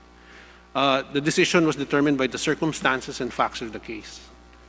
And as stated, the Supreme Court has ruled that any function, regardless of whether it is necessary or desirable, whether it is peripheral or core to the nature of the business of the entity, can be outsourced and these functions need not be performed by employees. Attorney, if I may, okay, yung pong binabanggit ninyo, di ba kanina, on the Supreme Nazareno case, yung fourfold test. Tama po? So, Yes, sinabi, yes, Mr. Chairman. Okay. Ngayon po, ang akin lang naman punto dito, siyempre may kaso kay Supreme Court, didepensahan niyo po yan. And I agree with you. Pero simple lang naman po yung pananaw ng ating taong bayan At sa palagay ko, yung aking mga kasama, cameraman, audioman, ang sasabihin mo, yung fourfold test hindi mag-a-apply, hindi ko siya pwedeng piliin, hindi ko siya pwedeng sabihin kung magkano sweldo ko, hindi ko siya pwedeng tanggalin, wala akong control kung saan siya pupunta. Lahat ng yun, kasama sa ginagawa ng mga empleyadong to. Pero naging pagkakaiba nga, pag ginawa mo silang regular employees, tatanggap sila ng kaunting bigas, tatanggap sila ng 13-month pay, papasok sila doon sa pag nag-retire sila, may benepisyo sila. Yun lang naman to, attorney. And eventually, natalo na rin po kayo sa Court of Appeals. Sa 15th Division, pending na naman sa Supreme Court to. Ang sinasabi na itong, kayo po bang naging abogado po dito? Ito po yung case ng kay Justice Laguiles. Were you the lawyer for this one, attorney? No, Mr. Chairman. Cases are handled by external legal counsel of ABS-CBN. Okay. So thank you for that. But anyway, yun lang po yung binabanggit ko. Kaya po, binabalik ko dun sa HR. Meron pa ba kayong kasong katulad na ganito? Cameraman, audioman, writer, producer, na hanggang ngayon po hindi regular. Mr. Chairman, if I may, just to finish the point and... Please, yes please. Yeah, thank you. In response to the statement, as was stated by His Honor in the slide presentation, the determination of an employment relationship is governed by the fourfold test as declared by the Supreme Court. In that fourfold test, Mr. Chairman, the necessity or desirability of the activity that is performed is not an element. It is not an element, Mr. Chairman, and therefore it does not determine whether or not a person is engaged as an employee. So as to the question as to whether certain functions are still performed by non-employees, that question is answered by the fact that the Supreme Court has ruled time and again that it is management prerogative to determine the basis of the engagement of its workers, whether they be employees, regular employees, project employees, or independent contractors. This is regardless of the functions that are performed, regardless of whether those functions are necessary or desirable. Yeah, I agree with you, Attorney. Kaya nga sinasabi ko na nga sa inyo, ito na mismong fourfold test applying to you, these people. Ito po mga kasama natin nasa harap natin. Yung nga, ang example ko nga sa inyo na Nelson Nazareno case, production assistance po yun. At ito po idadagdag ko sa inyo, sa attorney, para lang, well, sa HR, no? I guess si attorney was not the lawyer for in this particular case. Alam niyo po ba na yung issue dito, mga simpleng bagay ng inyong mga empleyado? Pag kumain ng regular employee, unlimited rice. Pagka po non-regular employees, nagbabayad ng kanin. Tama po ba? Nagbabayad ng malilit na bagay. Pagka po yung ID nila, kaya ngayon naintindihan ko na rin po, iba ang kulay ng regular at hindi regular na empleyado. At yun po, may meal allowance. Kahit ang mga reporter, ibang regular at ibang hindi regular na empleyado. At ito po yung mga binabanggit ko na in this particular case, reporters have already won. Yung binanggit ko ngayon kay Weng Hidalgo. Yung production assistance, yung mga technical na mga tao, nanalo na ho sa 15th Division. Actually po, itong IGM, nanalo na po ito sa Dole. Na-reverse lang po ng Court of Appeals at nakapending sa Supreme Court. Pero, ang sinasabi lang ng mga taong to ay empleyado nyo sila. Ang sinasabi lang ng mga nasa harap ninyo at ng marami pa ninyong empleyado ay kilalanin nyo naman sila. Gawin nyo naman kami regular at bigyan nyo naman kami ng benepisyo na hindi naman kalakihan. Kung titingnan po natin, hindi kalakihan ang hinihingi ng inyong mga empleyado. At yun po, Mr. Chairman, ang tinatanong ko, 10 years ago, itong mga nakaupo sa harap nyo natanggal. 13 years nagtatrabaho, 15 years. Meron pa ba tayong ganyan na mga empleyado sa ABS-CBN? Because I will tell you now, marami din po akong mga kaibigan sa inyong korporasyon. At syempre, gusto nila ipagpatuloy at talagang wag magkaroon ng bigyan ng prangkisa ang ABS-CBN. Pero marami din po sa kanila ang may hinanakit dahil sa ganitong sitwasyon ng mga empleyado sa loob ng ABS-CBN. Mr. Chairman. Attorney. Kung inyo pong mamarapatin, yun na nga ho yung problema sapagkat bagamat may mga kaso na desisyonan laban sa ABS-CBN, meron din naman po na mga kaso na pabor sa amin. Halimbawa po, nandoon yung isang kaso ni Halog, JALOG. Yung kasong to, naipanalo namin sa labor arbiter level, sa NLRC, sa Court of Appeals, at maging sa Korte Suprema po. No? And yung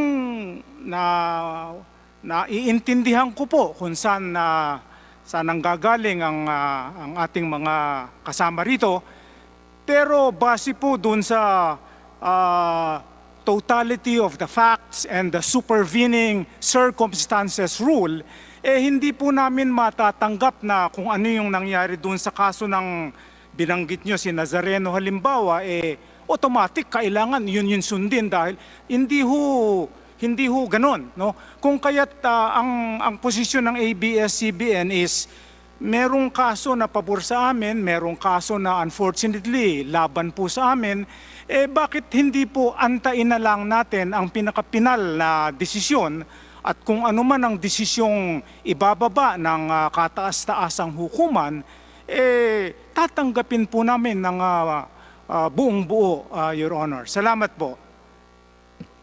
Yes, Jonalyn. Your Honor, yung case po ni Halog, kasama namin siya. Nagkaroon lang ho siya ng chance na kaya hindi niya tinuloy yung kaso dahil nagkaroon siya ng opportunity na magkaroon ng trabaho sa ibang bansa. So hindi ko po namin alam kung ano yung reason kung bakit hindi na siya naging aktibo kasi may mga pagkakataon po kasing pag hindi mo winidraw yung case mo, hindi ka makakahanap ng ibang trabaho.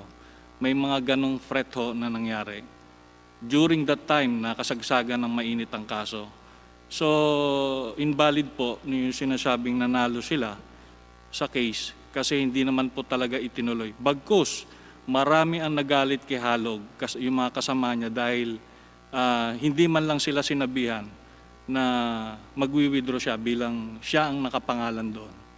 Yun lang po, Your Honor. For your information lang po. Mr. Chair, Thank you, Ms. if I may react, please. Joji. Yes. That is entirely incorrect. In the Halog case, there are 4 complainants: Noel Halog, Reparado Galos, Ferdinand Olar, and Wilfredo Biohon. And they went to the Supreme Court.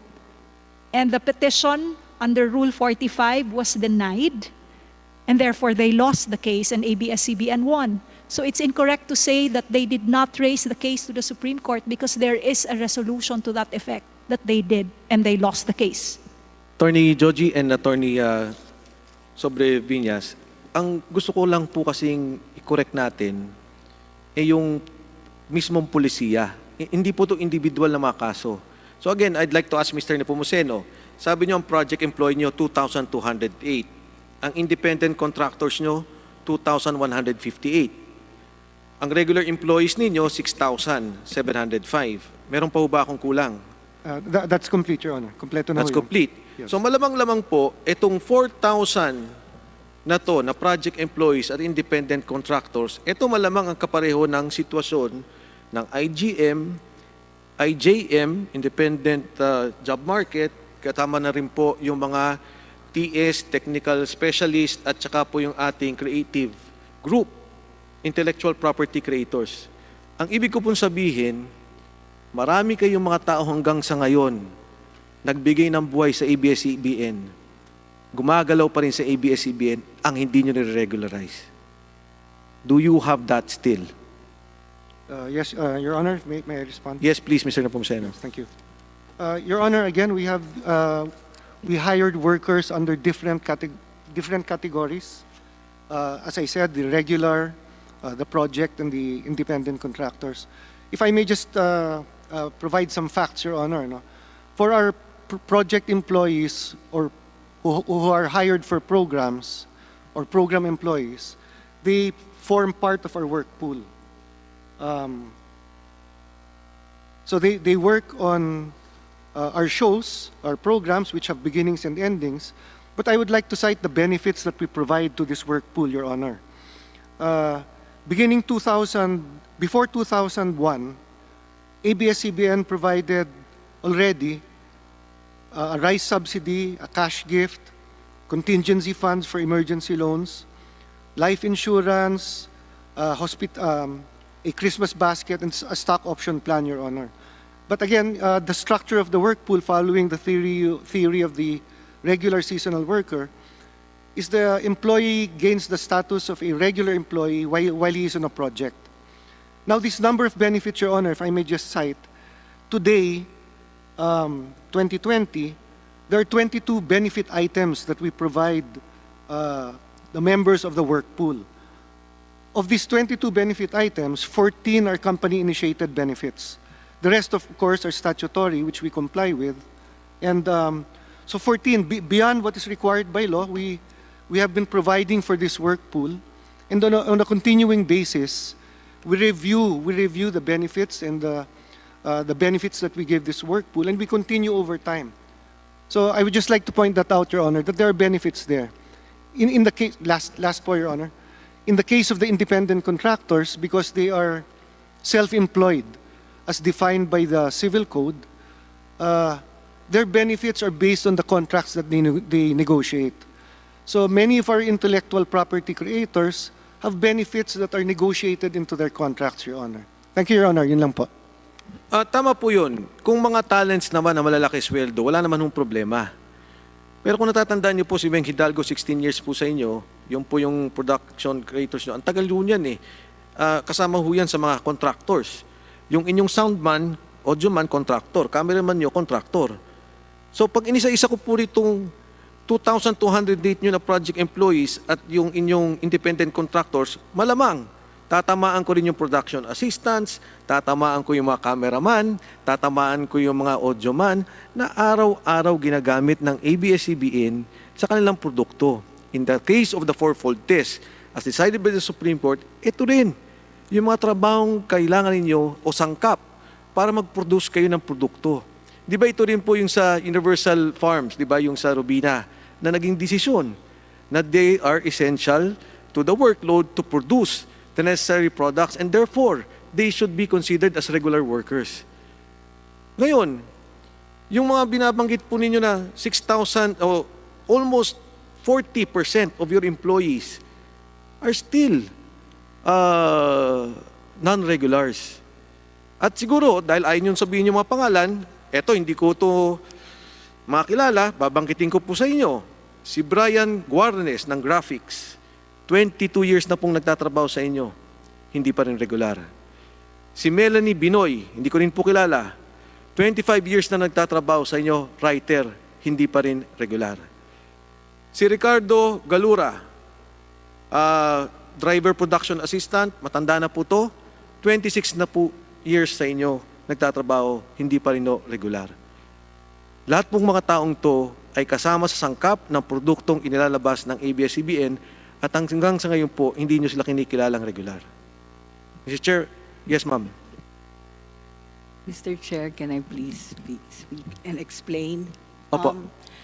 All work po is necessary and desirable. I'd like to explain the uniqueness of our industry. There is no program po kasi that stays on the air forever. Palagi pong may simula at may katapusan. Nagtatapos po yung programa because of audience engagement. Kung gusto po ng manonood ang programa, nagtatagal po. Kung hindi po desirable yung programa, medyo iniiksian po namin. So, nandun po nakakabit. Kaya po may program employees because they are assigned specific programs. And these programs po do not last on the air forever.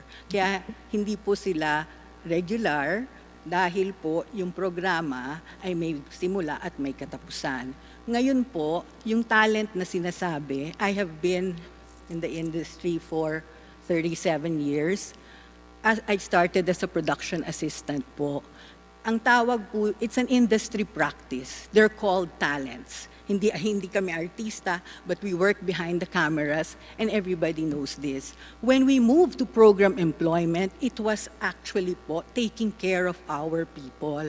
Kasi ngayon po, may mga kontrata na. Nung talent production assistant po ako, sa ibang network pa nung nag-umpisa ako, wala po kaming mga kontrata, wala po kaming benepisyo. Yung paggawa po ng program employment ng ABS-CBN ay binigyan po ng security of tenure, ng benefits, at saka ng stability yung mga nagtatrabaho behind the camera. But it's the uniqueness of the industry po that will not allow us to regularize everybody in ABS. Yun lang po. Tama po yung binanggit nyo on a season, di ba? May isang TV show on one season. Pero hindi naman po huminto yung mga cameraman nyo eh. Hindi naman po huminto yung writer nyo. Hindi naman po huminto yung audioman nyo. Sa isang hotel, meron po tayong tinatawag by regular seasonal workers. Pagka panahon na summer, maraming mga pupunta sa isang restaurant. So, mag-hire ka ng mga trabahador doon. Pero ito naman mga tao ito, hindi naman huminto. Kaya nga po nung nagbuo sila ng sarili nilang union, ang gusto lang naman nila yung additional benefits na ibinibigay sa kanila. Ngayon, yung binabanggit nyo ngayon, intindihin ko yung industriya. Talaga pong inintindi ko, pinag-aralan ko. These people do not stop working. In fact, yung binanggit ko kanina, hindi sila covered ng 8 hours work a day. They go beyond 8 hours. They work even on weekends. So ang sinasabi ko nga po sa inyo, itong sitwasyon natin, yung binanggit ko mga pangalan ng mga tao, hindi ko kilala sila, ito po ang isang polisiya na ginagawa sa loob. I understand Mr. Carlo Katigbak is implementing some reforms inside. From what I've heard, hindi ko alam kung official yon, but this is a policy that is consistent within ABS-CBN. Ito pong setup ng ganito, na merong kang, I would think, 4,000 employees sa ngayon. Hindi ko alam kasi, I cannot classify the employees, but this is a consistent policy of ABS-CBN Corporation, na hindi nyo ginagawang regular ang mga tao na matagal nang nanilbihan, matagal na nagtatrabaho at esensyal sa mga ginagawang programa ng ABS-CBN. Your Honor, as I said earlier, it's industry practice po. And it's because of the uniqueness of our industry. So, But as I Ma'am said po Vidanes, kanina, would Your you agree with Honor, me? Your Honor, Yes. when we made them program employees, it actually made sure, di ba, that they're protected because they have contracts specific to the programs that they're assigned to that give them benefits and security of tenure. So po, may benepisyo, inaalagaan, may kontrata, at pag nagbalit po yung programa, panibagong kontrata po yun. Okay, ma'am. Ito, ma'am, nangyari noong 2010, were you already there in the management? Ito pong IJM Union, were you already with the management? Yes po, I was in channel head po. Opo. Channel head po. Eh kasi ma'am, sabi nyo, pinoprotektahan yung mga manggagawa. Opo. Eh sila nung nag-organize, tinanggal. I think po, correct me if I'm wrong, they were being asked to sign the program employee contracts. No. Attorney Maxim, did you want to? Your Mr. Honor. Chairman. Yes, ma'am. If I may, sir. Mr. Attorney. Chairman, I think we need to clarify or disclose certain facts to give context to what happened. As was explained in the opening statement, ABS-CBN implemented the work pool system or established the work pool and the engagement of program employments in the year 2001. Prior to 2001, the industry practice, as was stated also, was to engage all workers who are involved in television program production as independent contractors. In fact, that practice exists until today in other companies. That is the practice, Mr. Chairman. So in 2001, when ABS-CBN implemented the work pool and program engagement, it offered program employment rather than independent contractor status to the workers. So this program employment was offered to the workers who were involved in program production. At that time, approximately 80% of the workers agreed to the program employment offered by ABS-CBN. The workers who declined, approximately 20%, Mr. Chairman, then filed cases for regularization. So therefore, they declined the program employment that was offered by ABS-CBN and then thereafter filed a case for regularization. This is the case that is now pending before the Supreme Court, Mr. Chairman.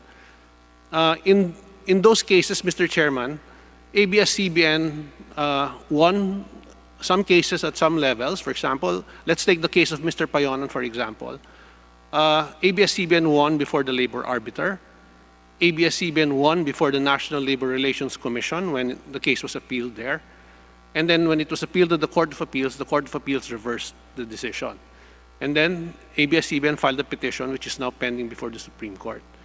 In view of the mixed or the different opinions rendered by the various bodies, it is but proper for the Supreme Court as the highest court to finally decide on what is right or what law should apply based on the facts of this case. So, Mr. Chairman, in 2010, it's not true that the workers were suddenly fired or let go. In fact, Mr. Chairman, despite the fact that in 2001, these workers declined the program employment that was offered to them, ABS-CBN continued to engage their services. However, because they declined the program employment, they were engaged, or they were continued to be engaged as independent contractors. Again, as was the practice in the industry then and is the practice until today. So, ABS continued to engage them as independent contractors continuously after 2001. Come 2010, Mr. Chairman, the competition in the television industry intensified. This was because of the re-emergence of a competitor that was financed by a well-earning company. So, due to that intensified competition, there was pirating of workers from other networks. Because of this, Mr. Chairman, ABS-CBN decided to protect itself and therefore secure the commitment of its workers to ABS-CBN. And this was done by requiring the execution of written contracts for those who wish to continue to be engaged with ABS-CBN for program production. So come 2010, Mr. Chairman, some workers agreed and signed program employment contracts with ABS-CBN. However, others declined, and therefore, because they declined, they were no longer engaged by ABS-CBN. So, Mr. Chairman, it's not true that suddenly in 2010, ABS-CBN just let them go. In 2001, all of them were offered program employment contracts. However, they declined those contracts. From 2001 up to 2010, 9 years passed where all these workers could have accepted program employment contracts offered by ABS-CBN, but they chose not to do so. So therefore, Mr. Chairman, because of the situation in 2010, where ABS-CBN had to protect itself in view of the intensified competition, it required its workers to execute the necessary contracts so as to protect the rights of both ABS-CBN and those workers. Maraming salamat, ABS-CBN. Ngayon po sa pagkakataong ito ay meron lang pong ilang pahayag ang isa sa mga dating trabahante ng ABS-CBN na si Jobert Sucaldito. Pakinggan po natin siya. Good evening po everybody. Good evening po sa members of the House of Congress at saka sa ating mga Pilipining panauhin from ABS-CBN. I would just like to tell my story quick lang, very quick lang. Sometime late of December of 2019, I've worked with ABS, with DZMM specifically, more or less mga 17 years as anchor of Showbuzz. It is an entertainment show in the evening, Mondays through Fridays, dyan sa DZMM Teleradyo. Late of December last year, 2019, ay pumutok kasi yung balita that si Nadine Lustre at saka si James Reid ay naghiwalay. Okay? So since medyo matagal bago nagkaroon ng ganung ingay sa magka-love team, syempre we carried that story in my program. So we talked about it kasi syempre si James kasi left Viva na, si Nadine naiwan sa Viva. So para bang maraming issues, no? At saka alam namin nagsasama na yung dalawa, tapos finally daw ay hiniwalayan na siya ni James Reid. So kami naman, sige lang, we just carried that story until December 30 nang may lumabas na headline sa Bulgar newspaper kung saan sinabi ni Nadine na magpapakamatay siya pag iniwan siya ni James Reid. So kinagabihan of December 30, I discussed that in our program. In fact, pinangaralan ko si Nadine because, I like that girl eh. Ang sabi ko sa kanya, that's not the way to handle a heartbreak. Sabi ko, hindi mo kailangang magpakamatay. Unang-una, you're a beautiful girl, may pangalan ka, at saka it's against the law of God and the law of the land. So, gano'n. Pinangaralan ko lang kasi I like her. At saka, natural, kasama sa trabaho namin yan. So, ngayon, days pass, at marami nang lumabas, para bang lumalabas na gumagawa lang talaga ng ingay si Nadine. Yun ang interpretasyon ng ibang writers. So, natapos ang New Year, January 6, no? Monday, ay nag-radyo ako. Pero weekend before that, Saturday, Sunday, naglabas ng tweet si Miss Nadine Lustre against our colleague Ricky Lo. Si Ricky Lo kasi is a revered journalist, no? Siya pong editor ng Philippine Star. So, ginagalang namin yan. So, para bang hindi ko nagustuhan ang tabas ng dila ni Nadine doon because parang nababastos. Ano mo yan? Parang masyadong marahas ang dira niya kay Mr. Ricky Lo. So, ang ginawa ko, pinangaralan ko siya ulit sa program. Sabi ko, that's not the way also to handle these kinds of issues. Dapat doon you should have reached out to Ricky Lo and air your side of the story. Hindi yung ilambas mo siya ng ganun-ganun because senior kami eh. Kumbaga sabi ko, if you could do this to Ricky Lo, you could do this to everyone. So ngayon, may mga pictorials kasi siya earlier, mga days earlier, na may mga pictorials siya doon sa may building na naka-bikini, tapos may mga hugot lines kay James Reid. Nag-play ako with words. Ang sabi ko, kung gusto mo lang naman palang pag-usapan, di sana tumalong ka na lang sa building. That was stressing a point, but I'm not saying na mapakamatay ka. Okay. 2 days after, I received a call from my station manager, si Miss Mara Capuyan sa DZMM. At ang sabi niya sa akin, tumawag doon sa kanya si Miss Jing Reyes, ang aming head sa Integrated Current News and Current Affairs Department ng ABS, who was abroad then, na galit because tinag daw siya ng mga fans na I was promoting suicide, which is not true. Okay, ipapalagay natin na medyo mali ang pagkasabi ko. I have to admit na sabi ko, okay, I also felt sorry for that. Sinabi nila, inutusan nila ako to apologize. Okay? To apologize to Nadine Lustre at i-carry nila sa 4 o'clock na news ng DZMM Teleradio. That day, that was January 8. Ako naman, I willingly issued a public apology at yun nga, in-air nga ng DZMM at other news programs. The day after, tinawagan na ulit ako ng aking station manager na burahin ko yung post ko sa Facebook na pinangangaralan ko si Miss Nadine na huwag siyang ganun kay Ricky Lo. Kumbaga, yung ganun tipo, it has nothing to do with DZMM. Pinatawag niya ako ng meeting ng January 10, Friday, the next day at 2 p.m. Kasi yung sabi lang sa akin, pinagawa ko ng public apology to appease daw the fans. Kasi alam mo naman sila takot sa mga fans eh. So, Friday came, pumunta ako sa office, nagkwentuhan kami ni Ms. Mara Capuyan, and after that, she handed me a letter, this letter, for me to sign. Sabi ko, ano po yan? It's a indefinite suspension letter with no pay. Sabi ko, talaga? So parang pinapunta mo ako rito para to sign this? Tapos ang ginawa, tinignan ko, may nakita ako rito kasi isang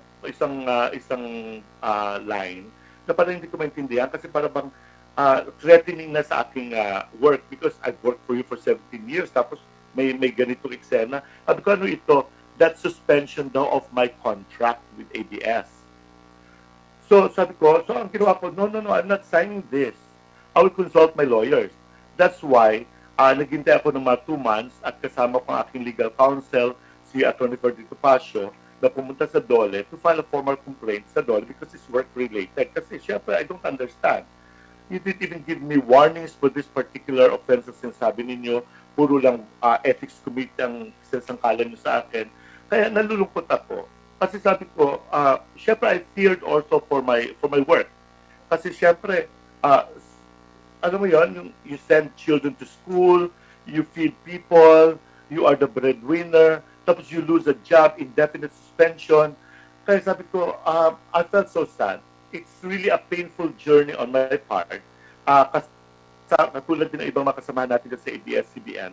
Pero sabi ko, nalulungkot ako lalo every time I would hear Sir Carlo Patibak saying that they are concerned about the people who will lose jobs.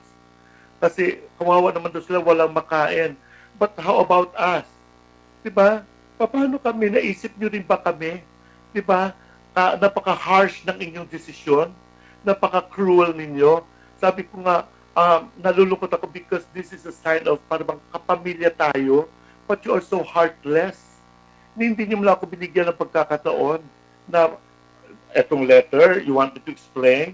Hindi pwede kasi andito na nakasaad that you're suspending my contract. You all have the right. Kaya yun ang sasabi ko. Sabi ko nga, I may not go back to you anymore, but I will fight for this also kasi hindi rin siguro biro that I've worked for you for more than 17 years. Tapos gaganituhin nyo lang din ako at ganun na, isang iglap. Diba? Kapag hindi nyo kaalyado, diba? Parang kapag hindi kaalyado, you're out. Ganun kayo sa loob eh. Kaya nalulungkot ako.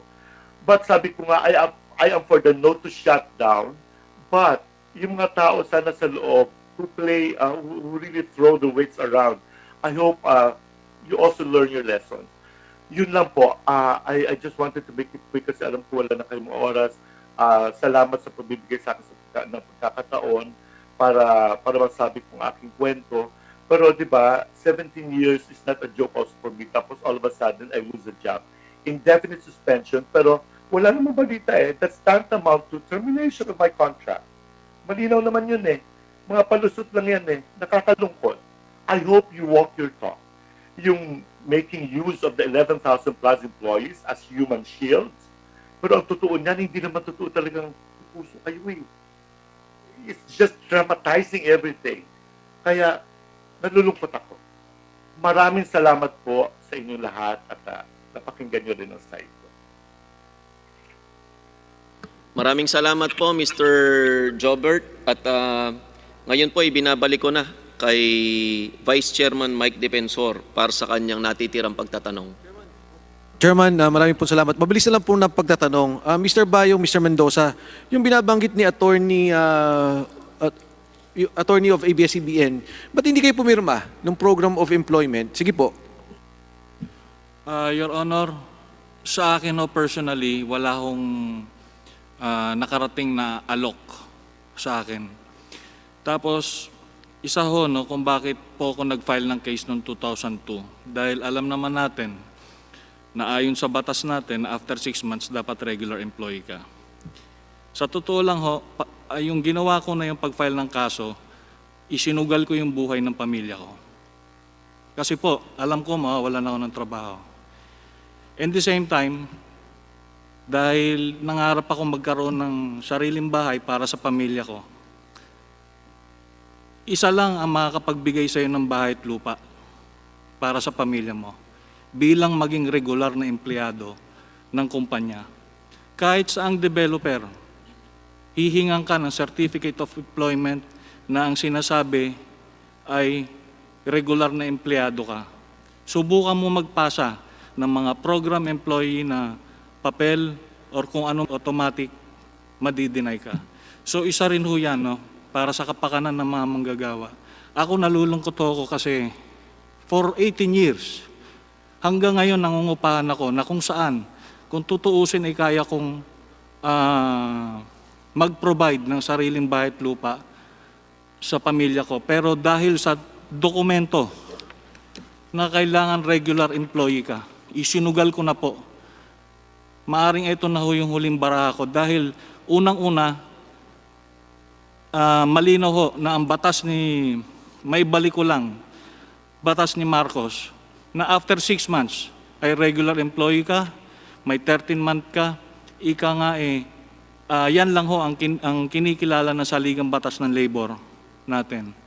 So habang ako ay nag-aaral, pinagbuti ko yung aking pag-aaral hanggang sa makapagtrabaho ko dahil ang laging sinasabi ng aking mga magulang, nak, mag-aral kang mabuti, pag nakahanap ka ng trabaho, magiging regular ka, ang ipoprovide mo sa pamilya mo ay galing din dyan sa trabaho mo.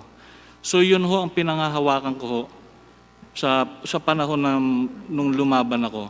Pero yung pag-alok ng kontrata, sa totoo lang po, wala hong nakarating. Na Walang pag-alok nakarating sa akin sa'yo? dahil nag-file ako ng case. Walang nakarating?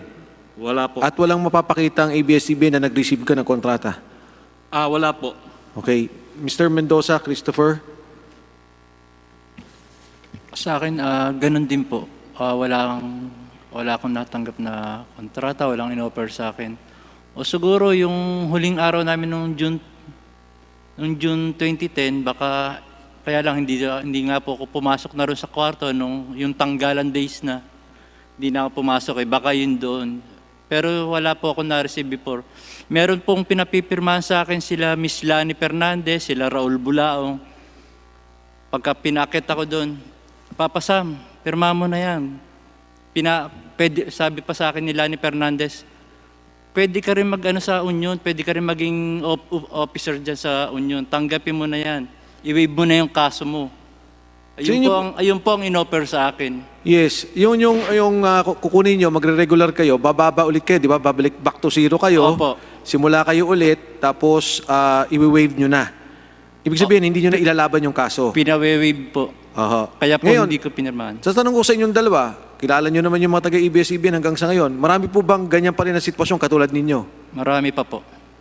Christopher, Journaline. Your Honor, sa pagkakalam ko, may mga nagme-message sa akin na minsan maiisip nating hindi gumagamit ng tunay na pangalan pero alam natin nasa loob sila ng kumpanya na pumapabor sa hakbang namin. Kaya lang wala silang lakas loob na lumantad kasi alam naman natin may mga kaso na katulad ng mga talent singers nila na kapag pinag-usapan ng kaso, nape-personal kaagad sila, nawawalan ng trabaho, nawawalan ng racket. Pero ganun pa man ho, based on their documents, na ayon na rin po sa Department of Labor, makikita naman ho talaga na hindi lahat regular na empleyado. Kasi yun lang po, in my part, sa aking pananaw, ang ikagaganda ng buhay ng isang empleyado, yun nga ho ang nung pinadala ako ng Mindanao, kasama ko is regular cameraman pero enjoying good benefits, security of tenure, pati yung pamilya nila secured na. While ako na parehas kami ng tinatrabaho, parehas kami ng gamit na ginagamit, kaiba ho ng benepisyo o nung panahon pa nga na yun hindi tama, hindi sapat, walang night differential, walang cancel day off, kasi alam naman natin ang trabaho sa amin iba-iba. Minsan nasa remote kami, pag walang trabaho sa remote, nasa studio kami. So lahat ho yan naiikot namin. Hanggang studio, hanggang taping, kahit saan po kami pinadadala, go lang po kami.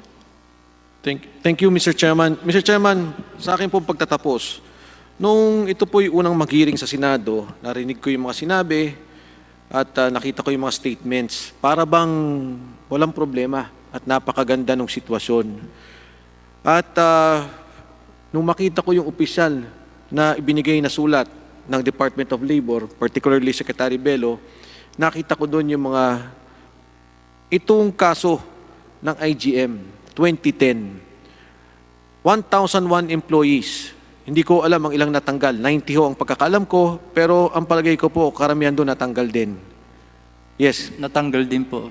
Natanggal din yung 1,001. 103 po kami lahat 103. Total na lang po namin ngayon is 58 po. Okay. So, Mr. Chairman, marami sa mga empleyado ng ABS-CBN ang pareho na sitwasyon ng dalawang nakaharap sa inyo. Pareho na sitwasyon nung nakita nyo sa video kanina. Pero marami sa kanila ngayon ang natatakot na. Kasi nga, ang ginawa nilang pakikipagsapalaran na lumaban sila, talaga natanggal sila. At maghihintay sila ng taon hanggang sa Korte Suprema para matapos yung kanilang sitwasyon. Yung mga natapos na kaso, nagkakaroon na lang ng ayusan. Bayaran na lang sila, kung hindi naman, bayaran na kaunti, ibabalik. Pero ang punto ko dito, Mr. Chairman, ang sitwasyon po nila o yung ganitong kondisyon ay isang pulisiya sa loob ng ABS-CBN. Again, Mr. Chairman, this is an ongoing setup. The IGM, the TS, the creators, is a setup that has been in the ABS-CBN. It may be an industry practice, but I don't think it's a reason for this situation to continue. Mr. Chairman, alam niyo naman po ang aking salita dito May mga problema tayo sa mga problemang pangkonstitusyon at hindi pangkonstitusyon. For the record, Mr. Chairman, para sa akin, sa mga issues na hindi konstitusyonal, ito ang pinakamabigat. Dahil nga, kaya nga tayo nandito at gusto nating itulak talaga yung mga manggagawa, maiayos. Pero sa kabilang banda naman, marami pa rin manggagawa sa loob ng ABS-CBN ang ganito ang kanilang sitwasyon. So Mr. Chairman, I hope whatever will be the final decision and verdict of this committee, one of the things that we should undertake is the reform of the labor policy and the labor arrangement within ABS-CBN.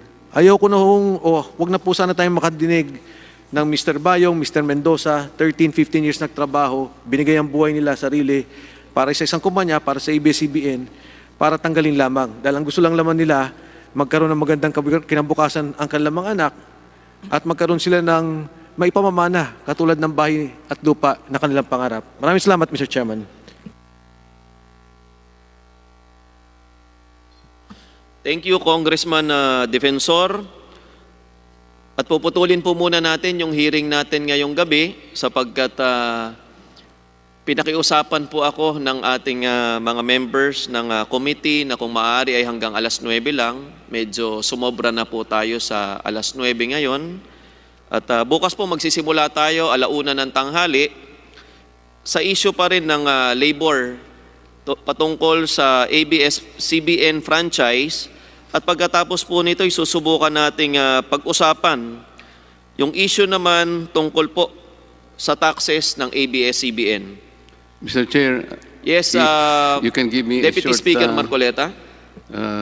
parliamentary inquiry Yes, before Deputy we Speaker. wind up. Mr. Chair, I recall that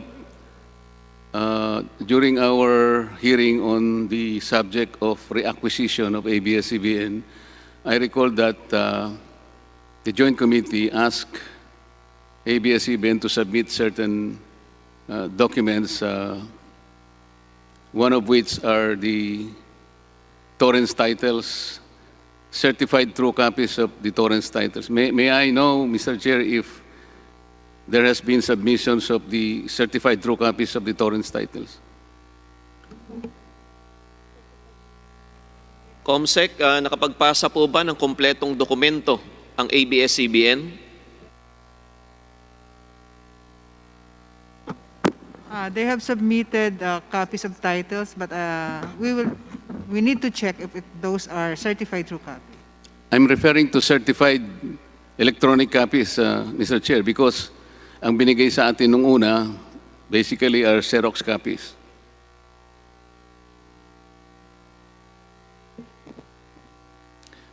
Mr. Chair, I'm asking Deputy this Speaker because Marcoleta, nakapagpasa na daw po ng panibagong mga torrents titles ang ABS-CBN, ngunit sinisigurado pa ng committee secretary kung ito ba talaga ay certified.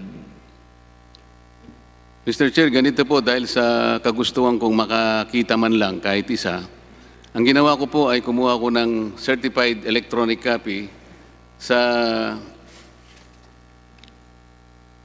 opisina po ng Register of Deeds ng Quezon City ngayong umaga, Mr. Chair.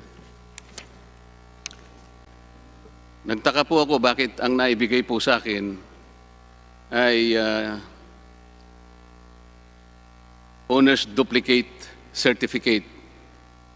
Ang inaasahan ko po kasi, Mr. Chair, ang makukuha ko ay isang original copy which is written on the left side of the title itself. Hindi po ganun ang nangyari. Ang ibig po sabihin nito, yung titulong ipinadala sa atin, yung 125702, does not appear in the registry file of the Register of Deeds. It is not extant, meaning to say it's not there. Kasi po kung yun ay nandun, ang nakuha ko po sana is an original copy. Hindi po owner's duplicate copy na kagaya po ng nakuha at binigay na sa atin. Pangalawa po, Mr. Chair, meron pong nakalagay ritong parang provisional registration 9690. Ang nakakapagtaka po rito, Mr. Chair, if we are guided by the date of this title, which was submitted to us before by ABS-CBN, ito po ay dated December 26, 1967. Kung talaga pong ito ay for reconstitution, Mr. Chair, bakit hindi po naka-annotate yung facts of a pending reconstitution, kung talagang totoo, dapat naka-annotate dito sa pahina ng titulo. Wala po yun, Mr. Chair. At the very least, kung makikita po natin na pending reconstitution ng title, nakalagay po yung, let's say, yung court number, yung file number, and other facts associated with this. Wala po. Pangatlo, Mr. Chair, ito pong pinagmulan na titulo na binigay sa atin ng ABS-CBN, yung Xerox copy, ang nakalagay po ay TCT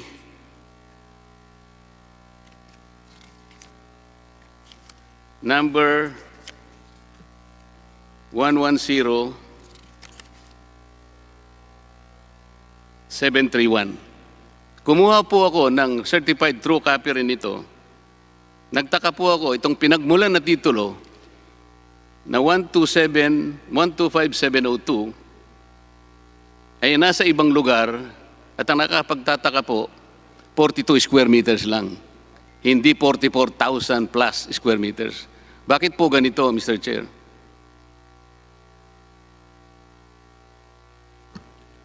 Deputy Speaker Marcoleta, ipapa-double check po natin sa Committee Secretariat lahat ng dokumento at isang palaisipan nga po talaga kung bakit may pagkakaiba at we will also give ABS-CBN ng pagkakataon para maipakita pong tama po yung kanilang mga titulo na isinumite. Deputy Speaker Marcoleta.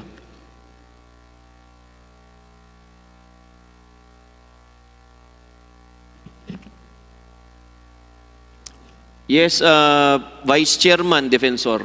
Mr. Chairman, in the next hearing, kung pwede pong matanong yung ating sa ABS-CBN, yun lang pong royalties that are given to talents, including writers, including whoever are involved in a production. Kasi di ba ho, pagka may mga reruns, hindi na po nagbibigay ng royalties. So if that can be discussed, Mr. Chairman, the Committee on Legislative Franchises would like to hear the response of ABS-CBN. Thank you, Mr. Chairman.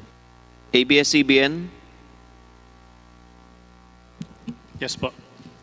Maraming salamat po.